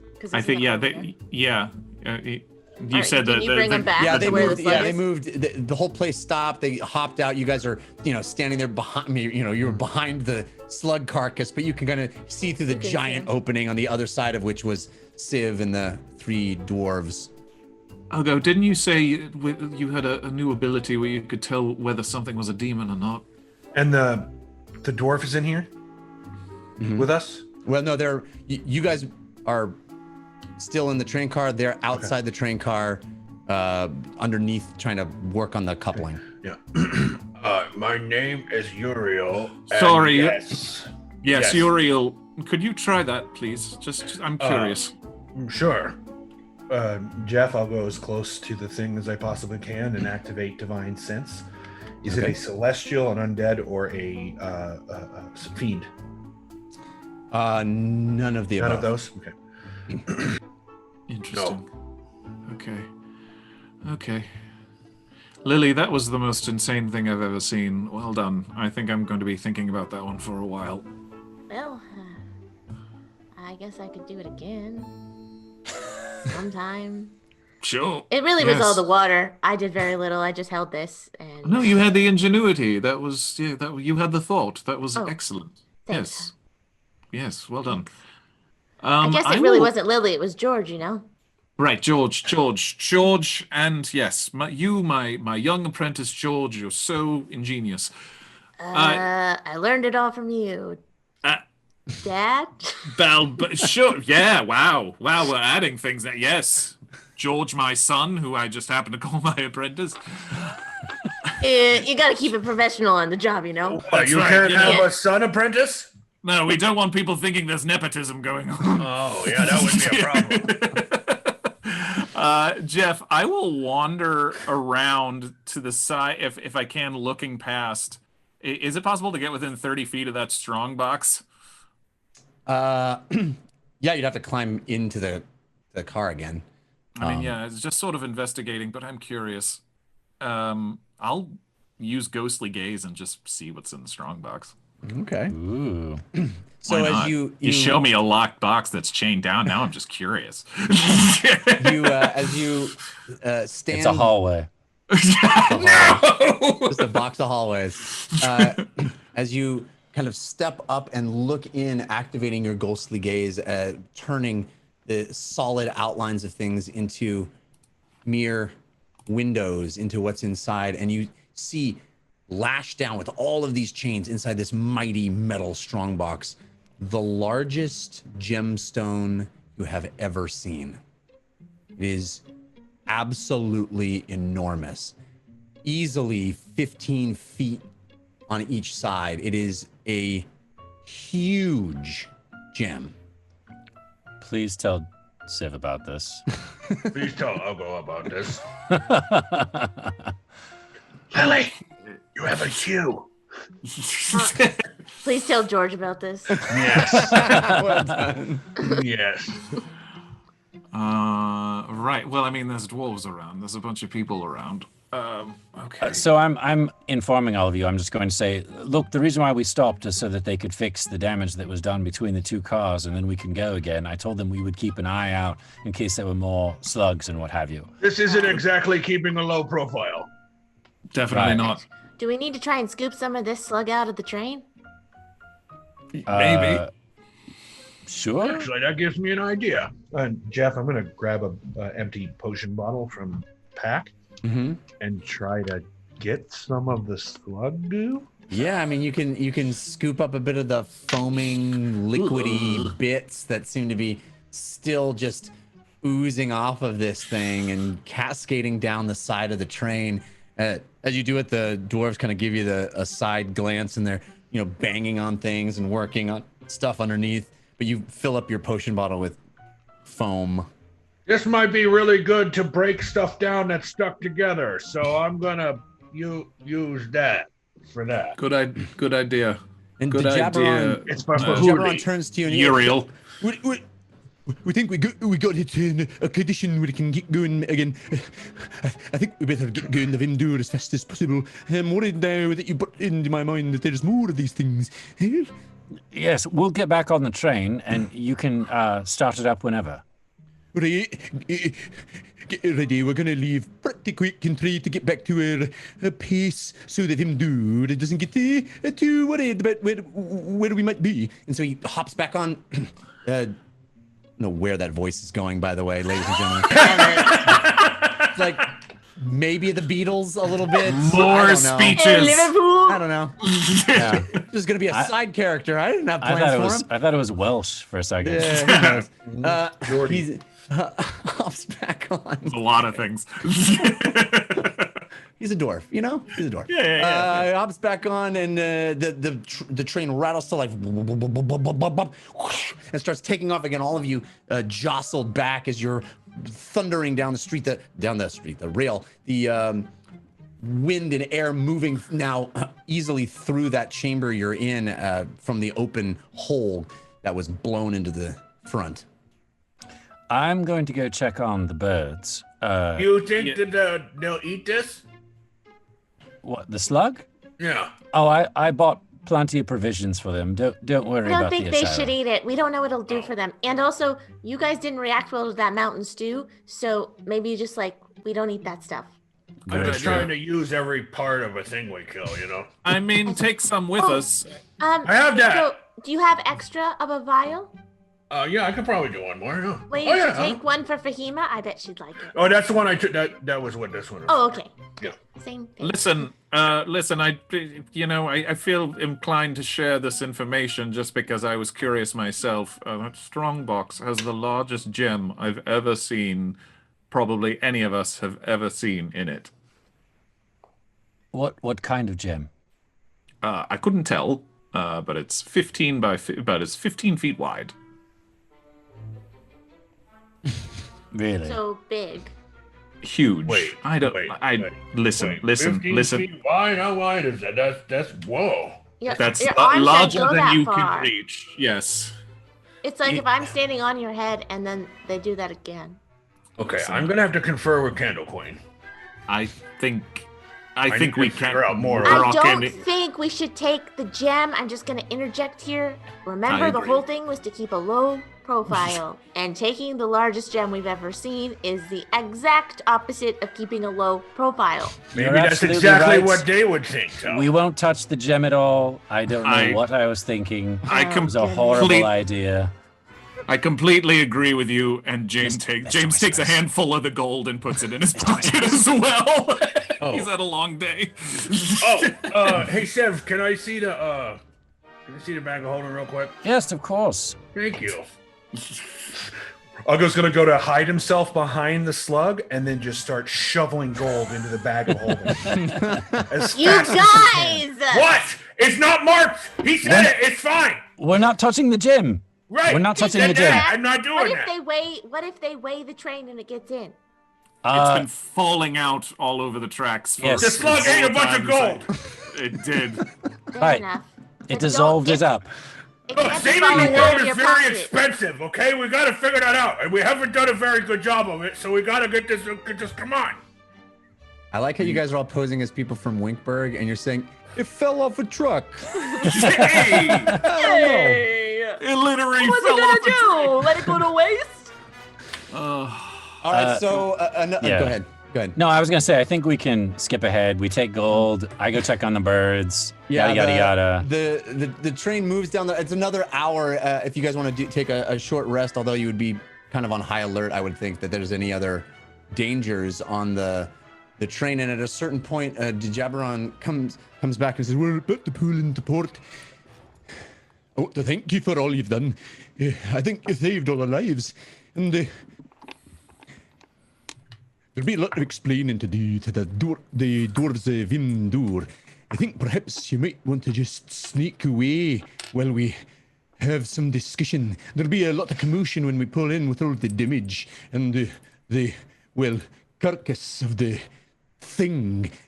So perhaps if you want to just slink out the back and try to find your way out the east exit to Vimdur, you may be able to do it." East exit. Thank you. We all nod in unison. Sounds great. Thank you for all you've done. We would have been dead for sure without you. The train would have been destroyed. It's one I'll be telling my grandkids about. All of Make you. sure you- You, make sure George. You, the George. strong one named Uriel. You, the Vince? Vince. Yeah, I'll remember your names. I can't forget them. I'll never get them out of my mind again. And of course, you, the one I've they never call been Balboa, but I've never been. Balboa, of course. He of was course. he was swallowed by the beast and was. survived. But you just make sure you tell them about my son, George, and how much he Bravest did boy. today. Bravest boy/girl I've ever seen. What? What do you mean slash girl? We're moving on. No, wait, I want to get to the bottom of this. Come on, George. All right. So We're just feistier than Lily. I guess. there is indeed. This has been a wacky episode, and I love it. Very wacky. One of these. We needed one of these. There's been a lot of serious stuff lately. There is indeed a lot of commotion when the train finally pulls into Vimdur. You see a very similar looking chamber with it's clear this is clearly a cargo route. This is not meant for passengers. There's the mechanism for loading and unloading cargo is in both ends of this railroad. And there are a ton of dwarves dressed a bit differently, most of them with brightly colored gemstones all over them. Many of them, wearing sort of ostentatious garb that differentiates them from the dwarves of Daltothum. You can clearly see that there's a lot of commotion and concern over what happened to the train, and all of them are sort of centered on that front area down to the third car where the hole is, and there's this giant thing, and you see Dejaberon and the other dwarves kind of relating what happened, and you drop the ramp down the back and are able to try to get your Vardo off unseen. Yeah. Or at least, not unseen. It would be very difficult to be unseen, but maybe perhaps ignored in the commotion. Hurry up, we gotta make a dwarven exit. Yep. It's a classic dwarven exit. It's a classic dwarven exit. Here we go.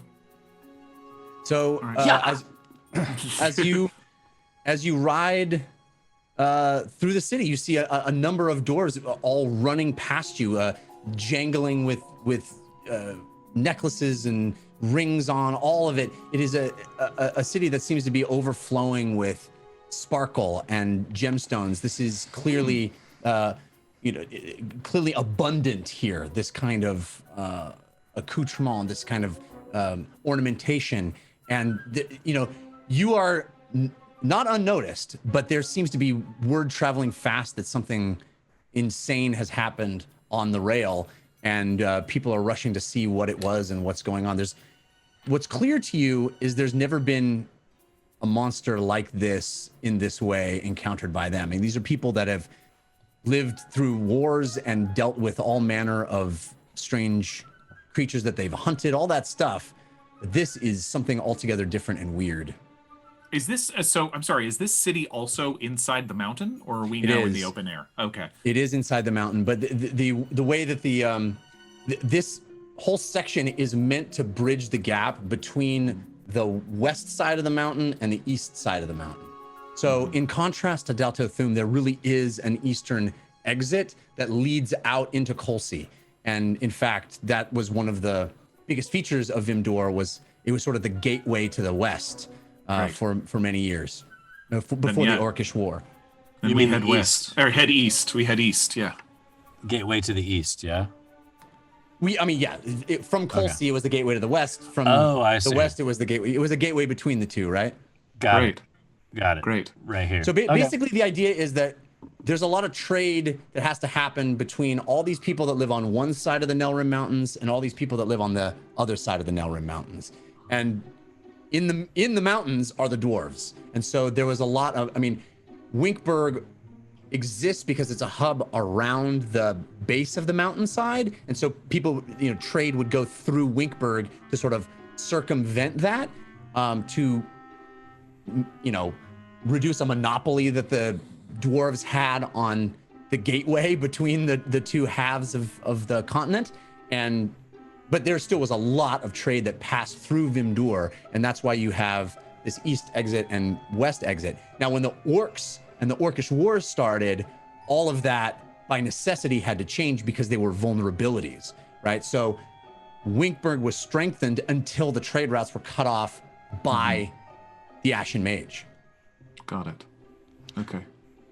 That's all fascinating. I think Civ is just counting the gold in his mind as far as how much was put into the bag of holding and how much it could possibly hold. I imagine Lily is probably driving the Vardo because she's been the closest with some of the birds, I think. I'll sit up there with you, but yeah. And you guys are making your way out. Maybe Lily, give me one more animal handling check. You have advantage from an old brownie countered by Grimfaded. Ooh, aw. Still a viable brownie. 14. All right. So you managed to keep the birds calm as you try to stay away from large crowds and move through the city. James, you're able to sort of see some signage that actually indicates where to go. This is, like I said, this was a viable trade route, and the idea that needing to get in and through and across was something that at a certain point in time, not now, but at a certain point in time, needed to be clear and easy. And so you do find a way to get out to that east exit and make your way through. There are guards there. You show them the edict of the king of Dalto Thum. And you are out moving from the mountain for the first time in quite a while. Are Uggo and Civ both just counting money in the back? Okay. For James, sure. Yes. I wish they would have seen that, but it's kind of nice that they had an activity while we went through town. It's true. You know? Yeah, but it was it's a beautiful city, very interesting. Gorgeous. But it helped kept us on the down low, you know. Yes, true. One gold. I'm gonna cast. I'm gonna cast sending to Fahima and let her know where we are. Okay, great idea. Gold. I mean, All right, I'll actually. what should I? What yeah, should I'll I tell actually. Whatever you want me to do, I'll actually text Jessica. her? Okay, And great. whatever she sends back, it will be the message that she gets. More All than right. 2 gold. Is there anything else we need to tell her besides just left Vimdor? Meet us. Give us. I guess do we know the direction like towards the lodestar? Like, would we be able to tell on the map where that was? It's east of here and slightly north. So Okay. If she can travel south, we can cut that direction. We can cut east, and then we should be able to intersect one another, especially if there's some sort of landmark. Yes. Are you done counting your gold? No. Oh. Our gold. Our gold. Okay. Alright. I'm currently rubbing the gold on my little pustules, my little purple Okay, zits. listen, James, no offense to Sid, but I don't know if we should trust him right now. His mind is not fully there. I think I this, get it. I think this helps cure it. I'm feeling better. Okay. Uggo, you should try it. Uggo, you Oh should no, try it. yeah, this Rub- is rub very the- definitely working. I'm thinking about eating a couple because it might aid in digestion. I've heard.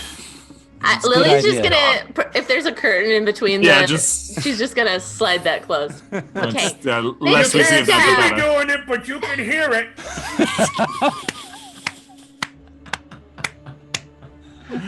I Oh would yeah. say, James, just keep it simple. Yep, agreed. All right, I'll cast sending to Fahima. yeah. Just left Vimdor, heading northeast. Is there a landmark you can give us? We'll ride as long as we can to find you. Also tell her we have a bunch of gold. Just left Vimdor, heading northeast. Is there a landmark you can give us? We'll ride. What? We'll ride. Yes, we'll ride as far as we need. All right, as needed.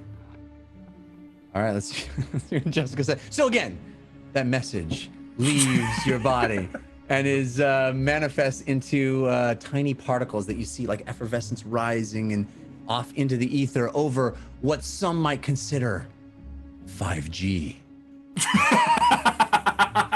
It's true.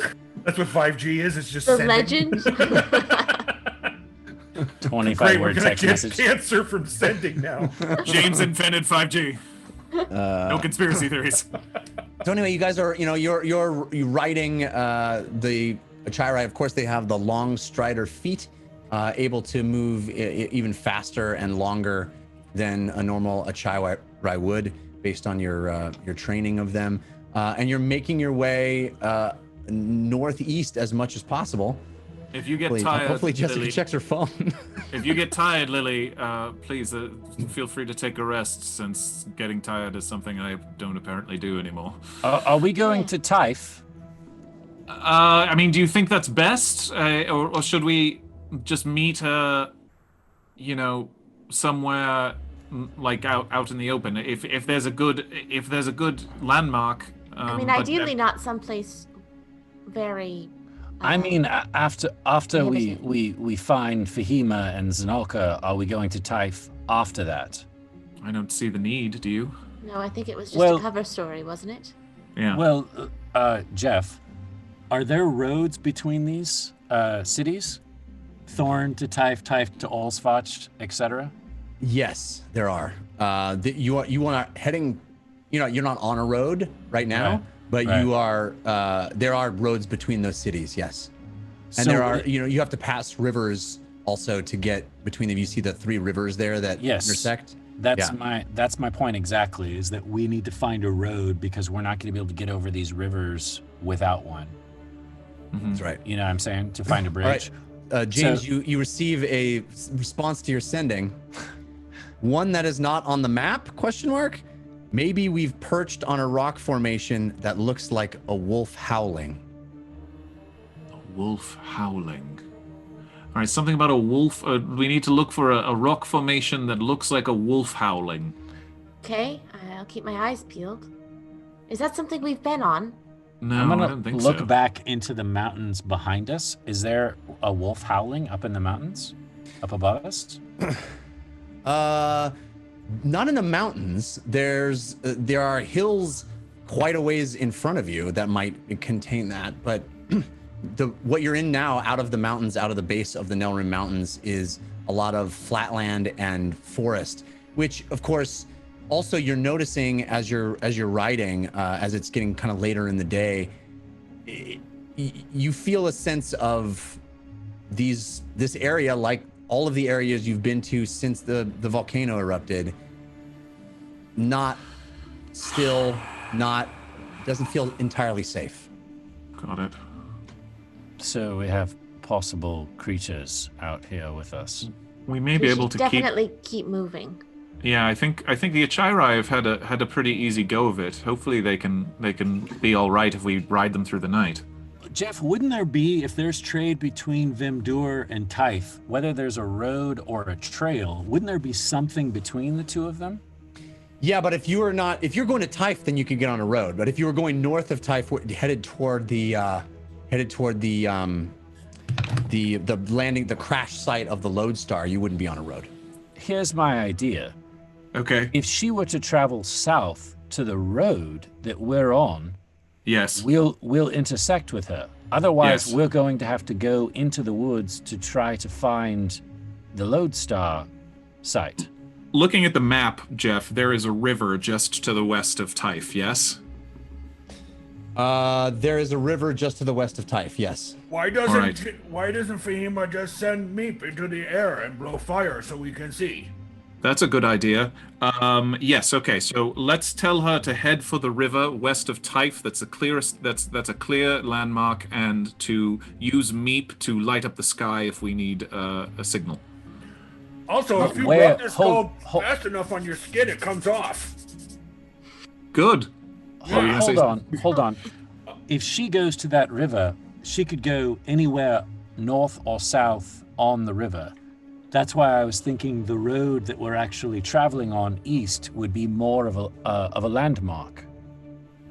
Okay. So She's gonna I'm have sorry. to travel south to get to that from where she is. I mean, from where she said she was. Right, You know, but if that's she said a she was at the shorter, crash site, yeah.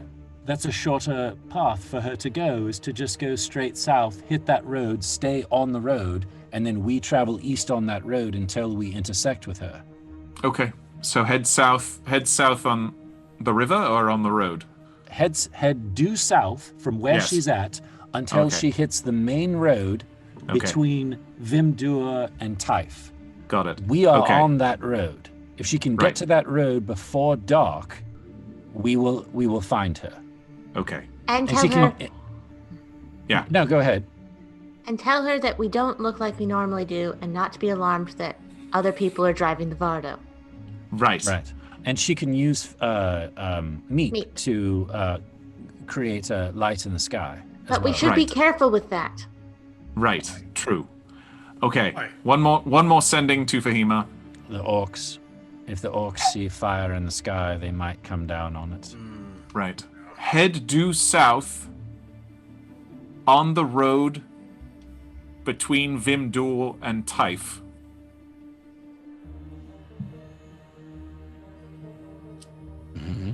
Should find us In disguise. in disguise. Use meep to light fire in sky.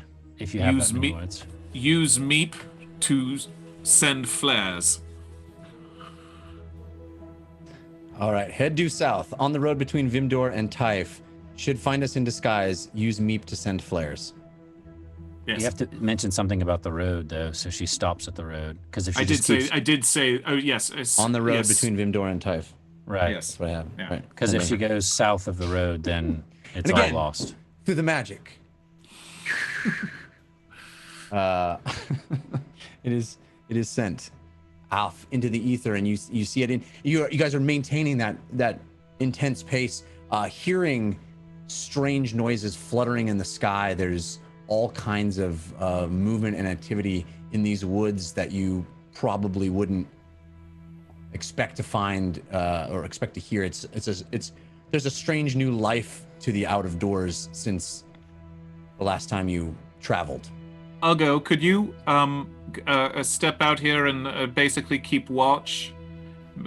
We should also keep an eye out for any further demons or anything, and maybe also some returning orcs from Dolto Thum, since we heard they left, and maybe they went past through here. So we need to keep an eye out. You want me to look out for all of those things?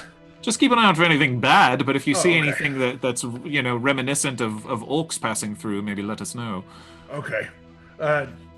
Jeff, I'm gonna walk out and I'm gonna scour the immediate area to see if there's any like tracks of orc parties or really any tracks of any kind, but specifically looking for large groups of orcs. Okay. Roll me a perception check. You have advantage from survival. Oh, sorry, survival Tracks. check. Yeah, tracks. Tracks. Excuse me. I thought you were saying survival check. Z-Man 9018 countered by Grim Fated. Right. So survival is a +5 -3, so +2, 19 total. Nice. All right. You definitely, as you guys are moving farther and farther east, you're seeing more tracks, and they seem to be moving in a east-west, north-south, all the directions. No. All directions? What you're They're just noticing running is that around. it looks like They're running the in circles. The movements of armies, right? And that makes sense because armies moved through here up to the mountain pass. You're kind of leaving that path if you're heading south toward the road to Taif.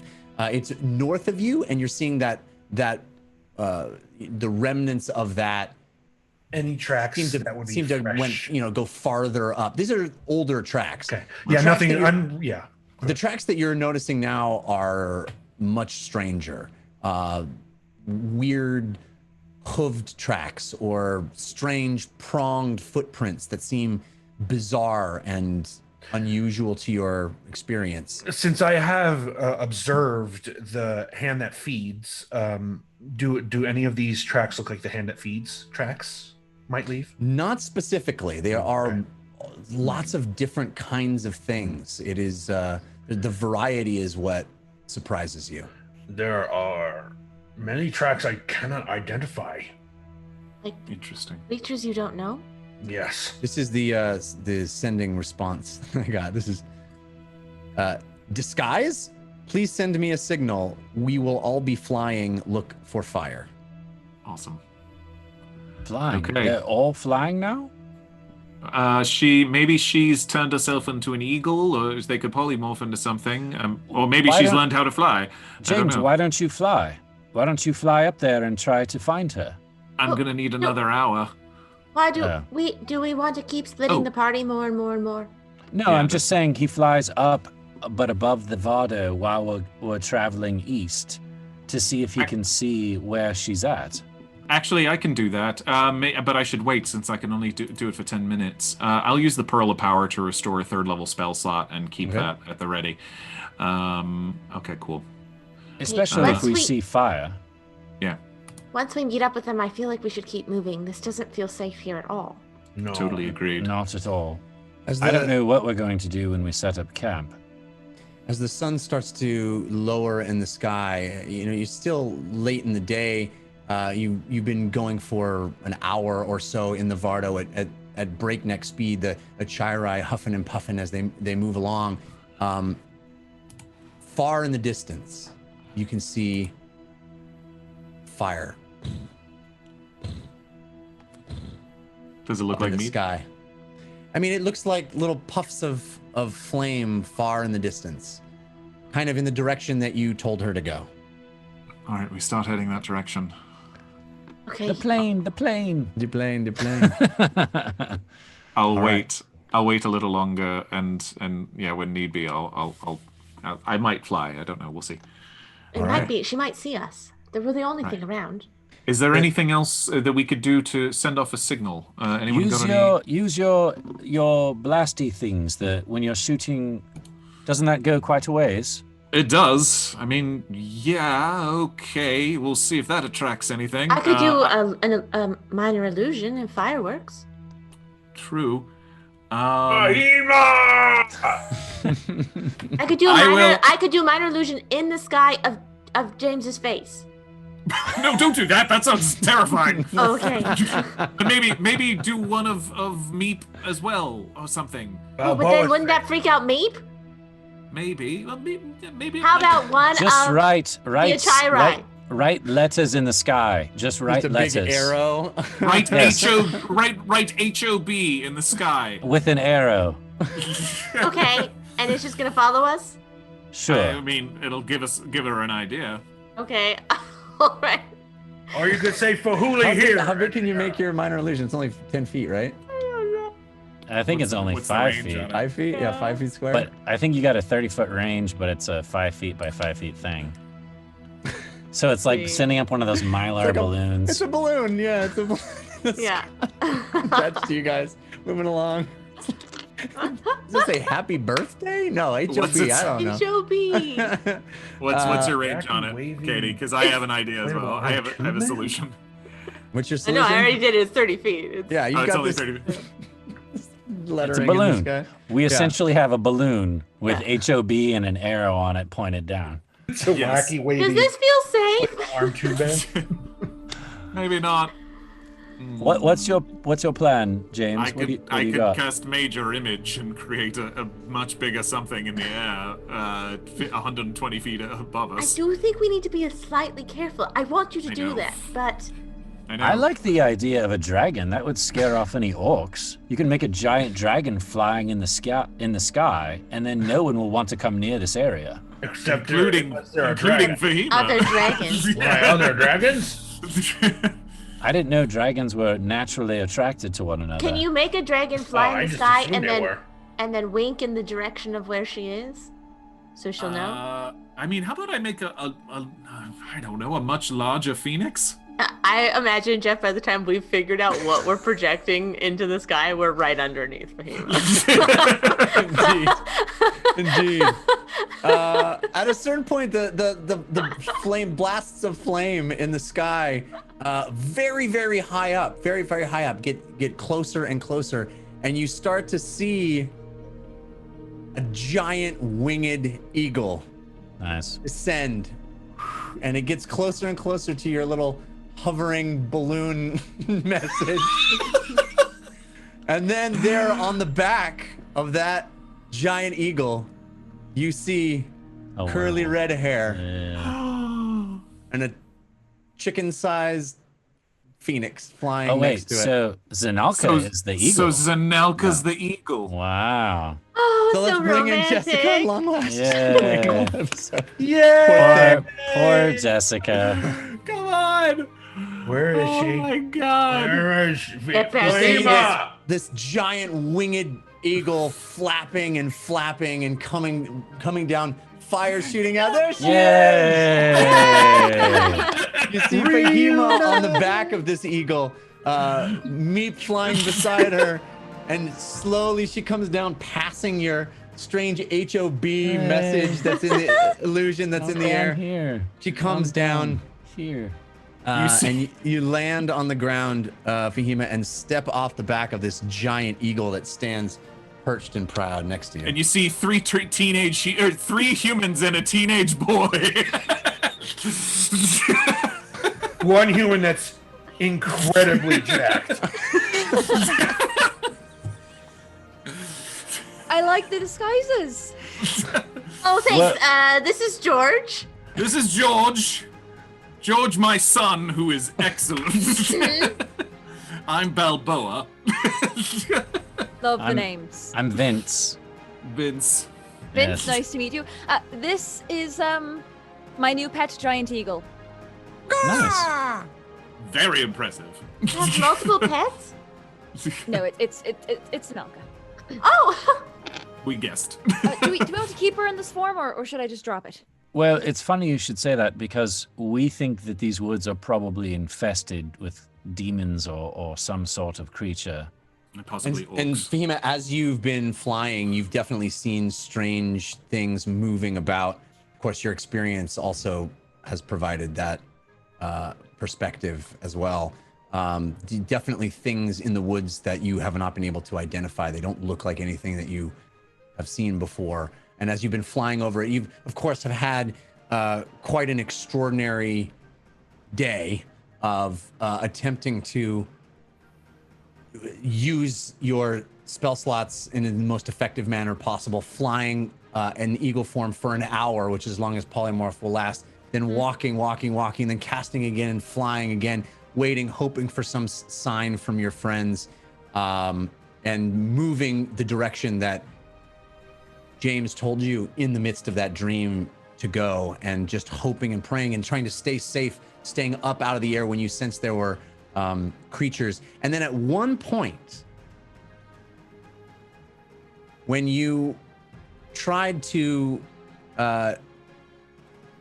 avoid being detected by a creature that was on you, it was as if from somewhere else you were given an extraordinary amount of stealth, and so you were able to avoid a fight.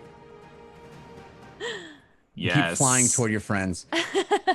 And now here you are, Thanks, guys. reunited. Once Fahima lands, I think, and we're doing all this talking, Lily is holding the reins, but trying to figure out a way to, like, she can't do it, but she keeps trying to figure out a way to, like, tie them to hold the Achira while also trying to give her a hug, but can't manage to, like... I'm hopping off the Vardo and rushing to her and giving her a hug. I'll take the reins so that you can get down and give her a hug. Oh, were we stopping? Yes, we're stopping. I mean, just for a moment. Okay. Then I can put the reins down and hug her. I've missed you guys. It's so nice to sort of see Are you okay? Are you all right? Yes. Are you Yes. sure? Well, we've been all right for about a day. But it's just so good to be back with you all. Oh, we missed you so much, Fahima. We have so much to tell you. Yes, I know. I can't wait to hear everything. Oh, meep. Lolo, Flapping and fluttering about. where's Lolo? She's over here. Come. I'm gonna get her out of the Vardo because I'm assuming she's not running alongside the fully grown bird. So I'll get her out and bring her over to Fahima.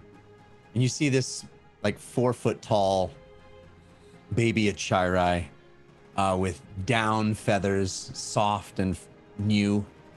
And she looks at you questioningly. Hi. Who are you? Oh, you're so cute. You're so Fahima, just a heads up. It still has its poison sac, so be a little careful. Oh, that's all right. You're just so cute. You're so cute with your dangerous little weapons, aren't you? Yes, you are. Yes, you are. Fahima, roll me a animal handling check. You have advantage from J Freak, countered by fail. Fahima also. dies immediately. Thank you. Please. Oh, that's an awesome. She got a really good roll the first time around with the Achira. That's why we have all Stole. of the. I think it was Stole Morgan's. Morgan's. Yeah, she stole Morgan's. Perfect. This thing. That's right. I forgot about that. As you nuzzle up next to it, it immediately falls in love with you and moves close and starts nuzzling its head in your warm hair, trying to get closer. Meep's like, meep, meep, meep, meep. Come on, it's okay, Meep. Come on, it's okay. It's okay. This is your Meanwhile, a sister. giant eagle stands in the back, sitting awkwardly. I'll approach Zanelka the giant eagle and kind of give her a wave and a nice kind of pat on her feathers and on like on her wing or something like hello, it's nice to sort of see you again. Indeed. Does she need to have wings, or can I drop it? I think you can drop it. I I think Yes. do you think we should keep going.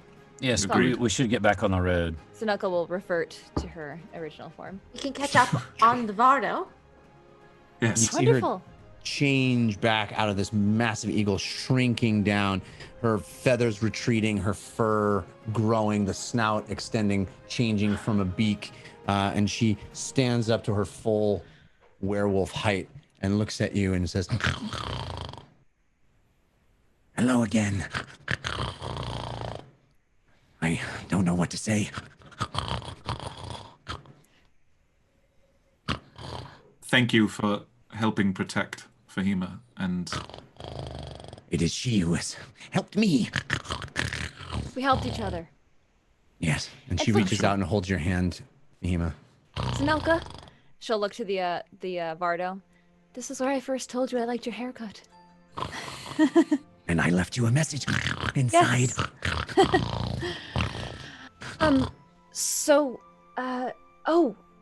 One thing. Lily?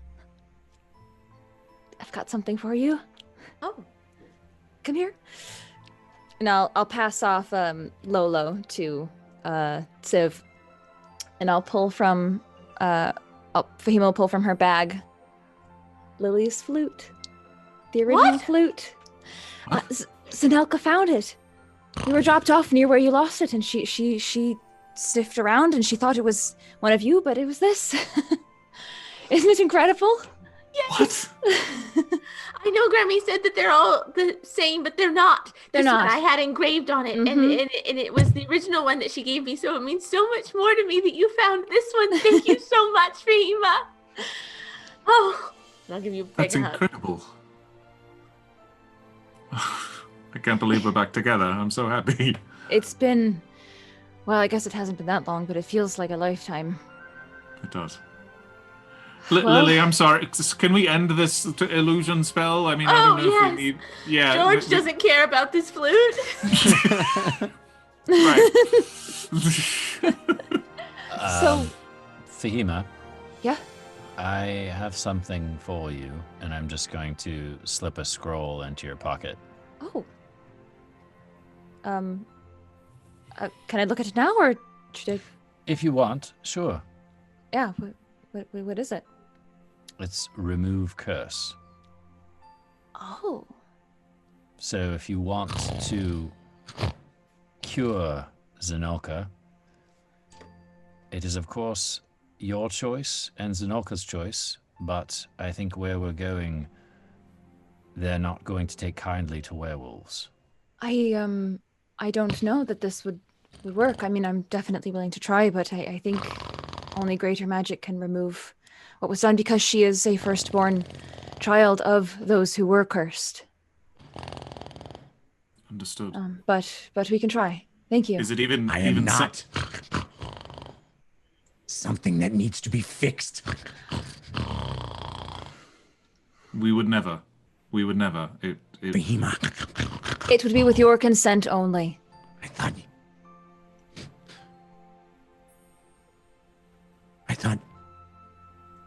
you.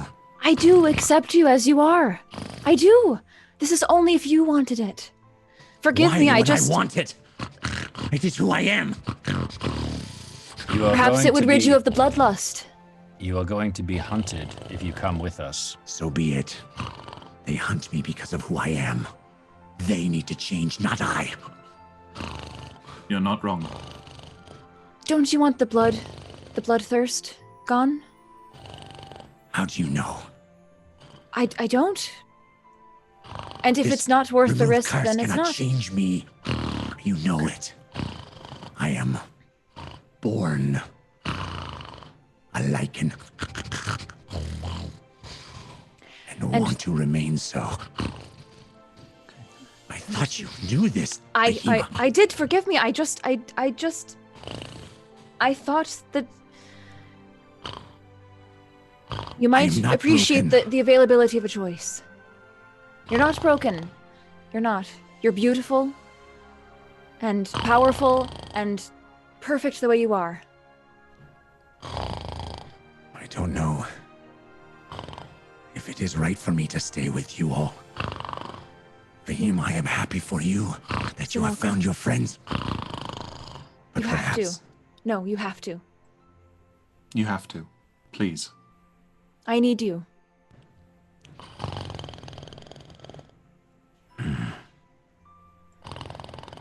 she transforms into full wolf and sort of pats away. Nope. Just kind of wandering, not leaving completely, but just sort of wandering in complete wolf form. What happened to her brother and the pack? We don't know. She wants to find him. I'll walk after her. I thought they were accepting of this curse so they could survive the Wait, plague James, of Olsvach. James, wait. Fahima, Yeah? what do you think is the best thing to do in this situation? You've spent the most time with her. No offense, James. I think she just needs to be alone right now. Does she want to run along the Vardo as we... Maybe. I can Travel? ask her. I think it would be safest if she stayed with us, though. I At least agree. for a while. I agree. I just don't... You know her better than any of us, and I understand it can be hard to come into a group and then feel not welcome. Yeah. Yeah. We are She- going to a city. The people there are not going to accept a werewolf. Not going to accept an orc either. That is Exactly. not true. That is not true. Look around you. You are accepted in Taif, in Olsvach, and in Thorn. We are in your country, my friend. We can keep her polymorphed. We have some time to figure that out, and she can stay Orcs in the have back of the raised Vardo. war. There are solutions. There's no need to force this decision on us right now. I understand, Civ. I understand your concerns, but if honestly she's worried that we'll be judgmental of her, I mean, she should talk to me for a few minutes. I've got plenty to be, you've all accepted me. I've got plenty to be worried about. I'm gonna get back up in the Vardo and start getting it Civ? ready to go. Civ, Yes. before you hop in, I wasn't able to get the dagger for you. I'm sorry. It is all right. It's not, because it's the one thing that I thought I could bring back to prove to you all that I wasn't lying, that I've always been your ally, and it was life or death. My dear, we all trust you. I never doubted you for a second. Even Ugo? I did not doubt you. I'm afraid of you. How do I fix that? It is nothing to fix. I don't want you to be afraid of me. Why? Well, how can you ever truly love someone that you're afraid of? I very much love you. I know. I love Father. I was very afraid of Father.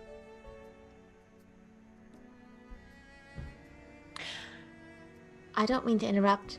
I'm afraid of you all, and I love you all, but we also need to get on the Vardo and have this conversation as we're moving, because Okay. it's very dangerous here, and we've been in one spot where we put off fireworks for a little bit too long. Yeah. Good point. Zanelka, please.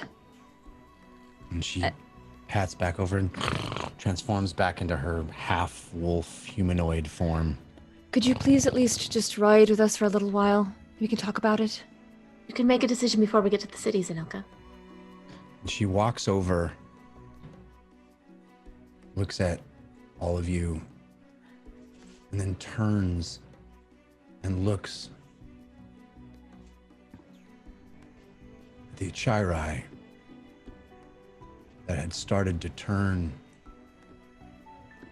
into a lichen itself at one point that Fahima had saved. And she walks over to it and she puts her hand on the side of its neck.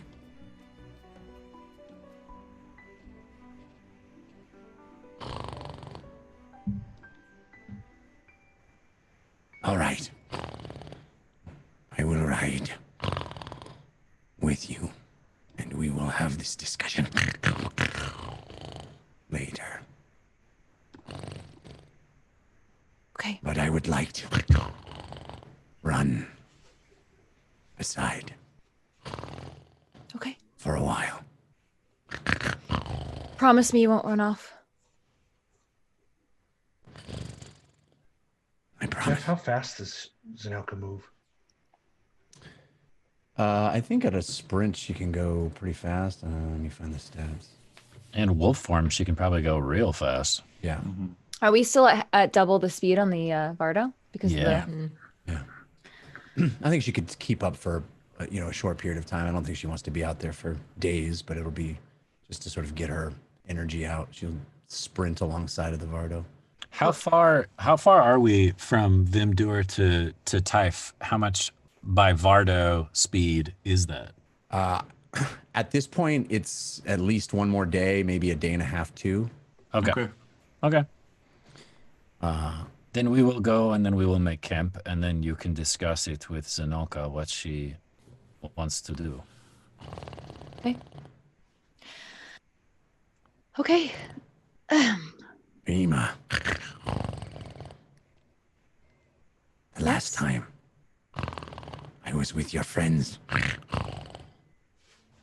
they told me they would kill me. I Well, want to trust. But it is hard. they know how much you mean to me. But they see a monster. No. No, I'll go? No. I see. Same. You, word.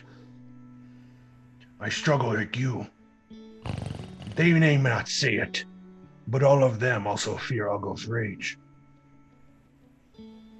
I just said it. I nod very openly when he says that. I know shame. Like you. I cannot say that. I know not what it is to be werewolf. But I do know what it means to be misunderstood and thought of as monster. Ugo think he monster. And Lily say it now. It is the ones that fear me most, who show me the most that I am not to be feared. And Ugo looks at Fahima. I fear you. Your abilities. I do not fear you. I fear the potential that you have. The potential to hurt you? No. Power.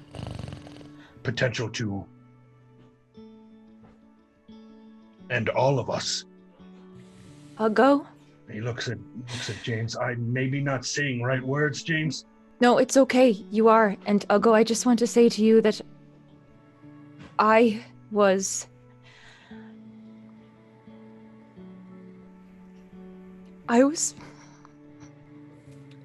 put to the test by the Ashen Mage. And I did the right thing. I did. So proud. I could have hurt. She asked me to kill Zanelka. She told me to kill Zanelka, and I hesitated. I thought about doing it because maybe me staying with the Ashen Mage would help save the world somehow, but I couldn't do it. I couldn't, and please just know that even when I was faced with my own life at stake, I could not do it. I won't use my power that way. I would never hurt you, and I would never hurt anyone else, and all I ever tried to do is prove that. Will you read book? Will I read what book? Did you read book I gave? Your Orctionary? Yeah. Yes, of course I did. You read passage I leave for you. Yes. Read now. Okay.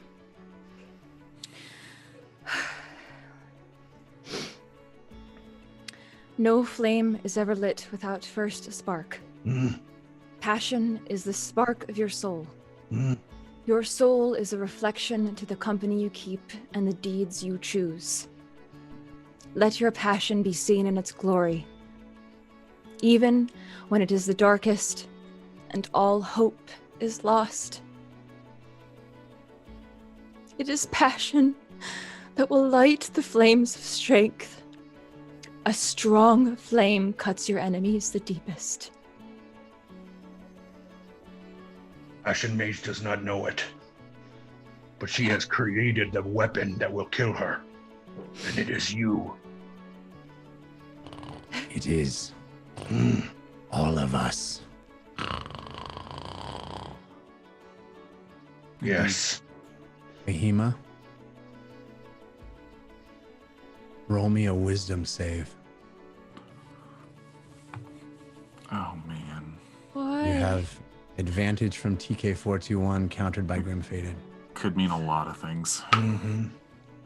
No. Oh no. Oh no. Could mean a lot of things. Can I give you bardic inspiration? I have think- a guess. Don't 10. fail this. Oh, bardic inspiration? Yeah, I'll What give is- you bardic inspiration. No, she wouldn't even know it though. Oh, I guess, yeah. You wouldn't know it. Yeah. So are you so no bardic inspiration? Do we have any feel- forces of good left that she could use? Before we go on with this, I want to make sure that there isn't anything that we're Well, forgetting. yeah, there is. There's a 50-50.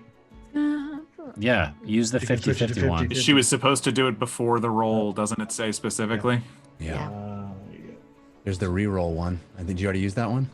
No, we did not. It's the new one. Yes, what is it? It's the time is on your side. A pocket watch appears before you. The watch has the mark of a chrono dragon. By clicking its button, you can re-roll a die or cause Jeff to re-roll. The new roll must be used. Yeah, Roll it use again. that. Yep. So I'm re-rolling? Yeah. Advantage, disadvantage, is it still? I think it's just- It's just a It's reroll. just at this reroll? point. Okay. Yeah. 25. Oh! -3, but it's still good. For a moment, you felt a shiver go up your spine, but you seem to have let it pass. Do we see it? Oh, what's that? No. Those words I sorry. tell you, those words I leave in book for you. That is part of Oath to Candle Queen. You inspired that, Fahima. You and your flame and your hair. You remind Ugo of Candle Queen every time he look at you. And every time he think of Candle Queen, Ugo think of you. Well, in return, I can say that there's no way I would have survived with the Ashen Mage, or at least survived in the sense of making the right decisions without all of you. Thinking, what would James do? What would Ugo do? What would Lily do? What would Civ do? There's so much wisdom there, and compassion.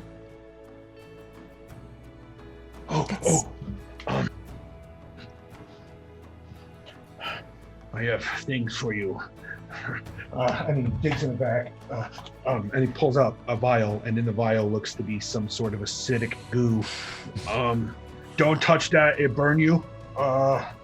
See what else I got. I got. Let's start getting on the Vado. Come on.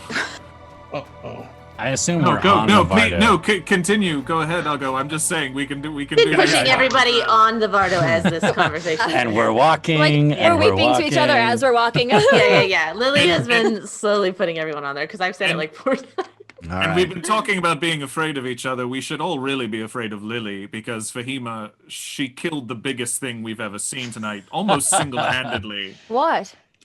A massive slug What's in the bottom? Aw, that Lily. No, Lily. No, no. I'm Lily. what did it do to you? What just... It ate James. It ate Yeah. me. I did. Well, James is probably very tasty. You can hardly blame it for that. It was bad. It was very, very bad, and it was killing people and destroying the train. Look, a monkey. All right, that's where we're gonna leave it tonight with the monkey. What? That's where we're I gonna turned leave Mr. things. Whispers into a capuchin monkey.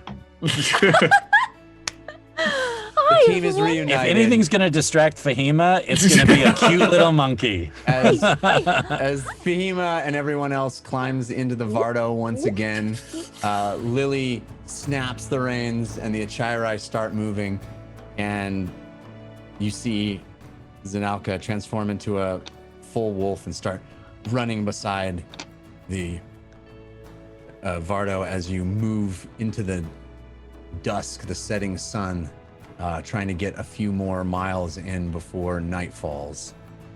And the sun sets as you try to head east along the road, heading toward the river before turning north to Olsvach. And as we end, Fahima can't shake this feeling of having just barely avoided something. I thought that was something that you all knew about, but it's No. not, is it? No. Oh, it's not, is it? That's gonna do it for this episode, ladies and Moving. gentlemen. I Y'all am know what it is now. so happy that the team is reunited again. Reunited, and it Yes! feels so good. Yay! Thank you for bearing with us through that separation. It was amazing. I want to thank some folks that gave us love during that last section. We got a potato from Cold Candor. It's been sitting there. I haven't mentioned it, but thank you, Cold Candor. So many potatoes, so many yams tonight. It was absolutely extraordinary. The level of generosity and goodwill we got from the We're audience. covered in pustules too, Jessica. Yeah. All Right. of us. Yeah. I I'm should gonna have stay in your mentioned that. disguises then.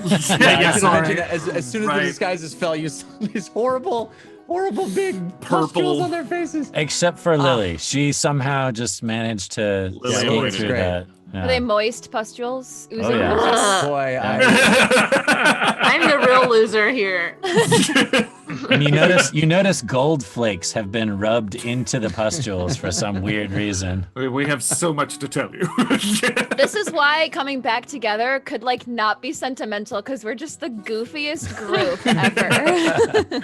those are very Hey, goofy sentimentality episodes. can be This is goofy. a very That's true. goofy That's episode. true. All right, I want to thank folks that gave us balloons. Also, Ruglius, Booglius, Just Jules, Kill Me Fahima, Mom of Goblins, The Dungeon Run, yay! Gamer Share. Who else? Elliot, Chef Scott 68, Ages 13, names that we have all become familiar with at this point. We love you. Thank you, audience. Thank you, watchers. We appreciate you. We will be back next week with the team reunited, back on their adventure, and heading to Olsvach. Do we get a new soundtrack? at the Tonight end of we this? get Yes, tonight we indeed. get James's theme. That's right, James's theme. So if you remember during the credits, these last few episodes, we've been showcasing the incredible original orchestrations, compositions put together by Heather Stewart and Leah Finkelstein, our amazing live scoring musical team. They were responsible for all the music in the show, but these are original character themes that they composed. They've been amazing so far. Tonight we get James, so please do stick around during the end credits to hear that. But until next time, humankind, be bold. Yay, we're back. Mwah, mwah, mwah, mwah. To all of you who played along and interacted with us throughout this evening, our humble thanks. And thank you to what why? Everything was going well. We were in love. We cared about one another. Emperor Erebat, who is that? No! Enough! That's me! All right, I need to speak with the producers. Someone has Emperor Ereban. The name Emperor Ereban. It's on caffeine. Get it off. That's me. All right, I'll deal with that in a bit. Unbelievable. Thank you, by the way, everyone who interacted with us this evening. And thank you to everyone that shared our adventure. Hashtag the dungeon run. Tell a friend to tell a friend to tell a friend to tell a friend. Ouch! That one really hurt. Okay, look, Emperor Ereban, do me a favor. Seriously. Slow down on the bowls, man. Take her easy. Okay? Go easy. I'll deal with you in a moment. But seriously. Okay? Be sure to join us. No, wait! Hold on now. I have neighbors. I mean, I live in a mansion. But let me tell you something. I do have neighbors, and I cannot yell. It's 10:13 p.m. on a Pacific Standard Time. I will be released from this place. So please, I've already gotten a few knocks. I know, yes, Oakheart. I know, me too. I mean, 10 at my time, 1 your time. Same difference. Everyone's trying to sleep. All right, listen. Let me try to be quick about this. Be sure to join us live next Wednesday at 6 p.m. Pacific. Right? No. All right, listen, Milo, do me a favor. I need you to go and get me a gag. Do you know what a gag is? Yes, so that I can, or like something to bite on, so that I don't have to yell. I don't even have teeth. I don't have a mouth. How am I supposed to quiet myself? All right, listen. You out there dropping those Milo's balls. I promise you, you will never, and I mean never, be welcomed at the ASSS. Not only that, we need to play. No, Vince! Ruth! What? I've lost it! I have lost it, my patience. We're supposed to play James's theme tonight. I'm not going to let us get to it until this stops. This must stop. All right, good. Milo, thank you for restarting the song. I know you weren't expecting me to need 2 plays of it. Right. Let's just get through this, please. Please. Be sure to join us live next Wednesday at 6 p.m. Pacific Standard, right here at caffeine.tv/The Dungeon Run. As the Dungeon Run continues, make sure to click the star to follow the channel to get live notifications. And check us out at Instagram.com/The Dungeon Run. And as Jeff said, yes, tonight, during our credits, we have another special treat for you. Our wonderful music team of Heather and Leah have composed music themes for each of our characters. No. Jeff, no. Please. Seriously. The police are here. And that's not a joke. Hey! Officer, listen. Do me a favor. Wait just 2 more minutes and I'll be done. Then you can take me away. Milo, get a bag. Tonight, please enjoy James's theme. And until next week, may the dice roll in your favor.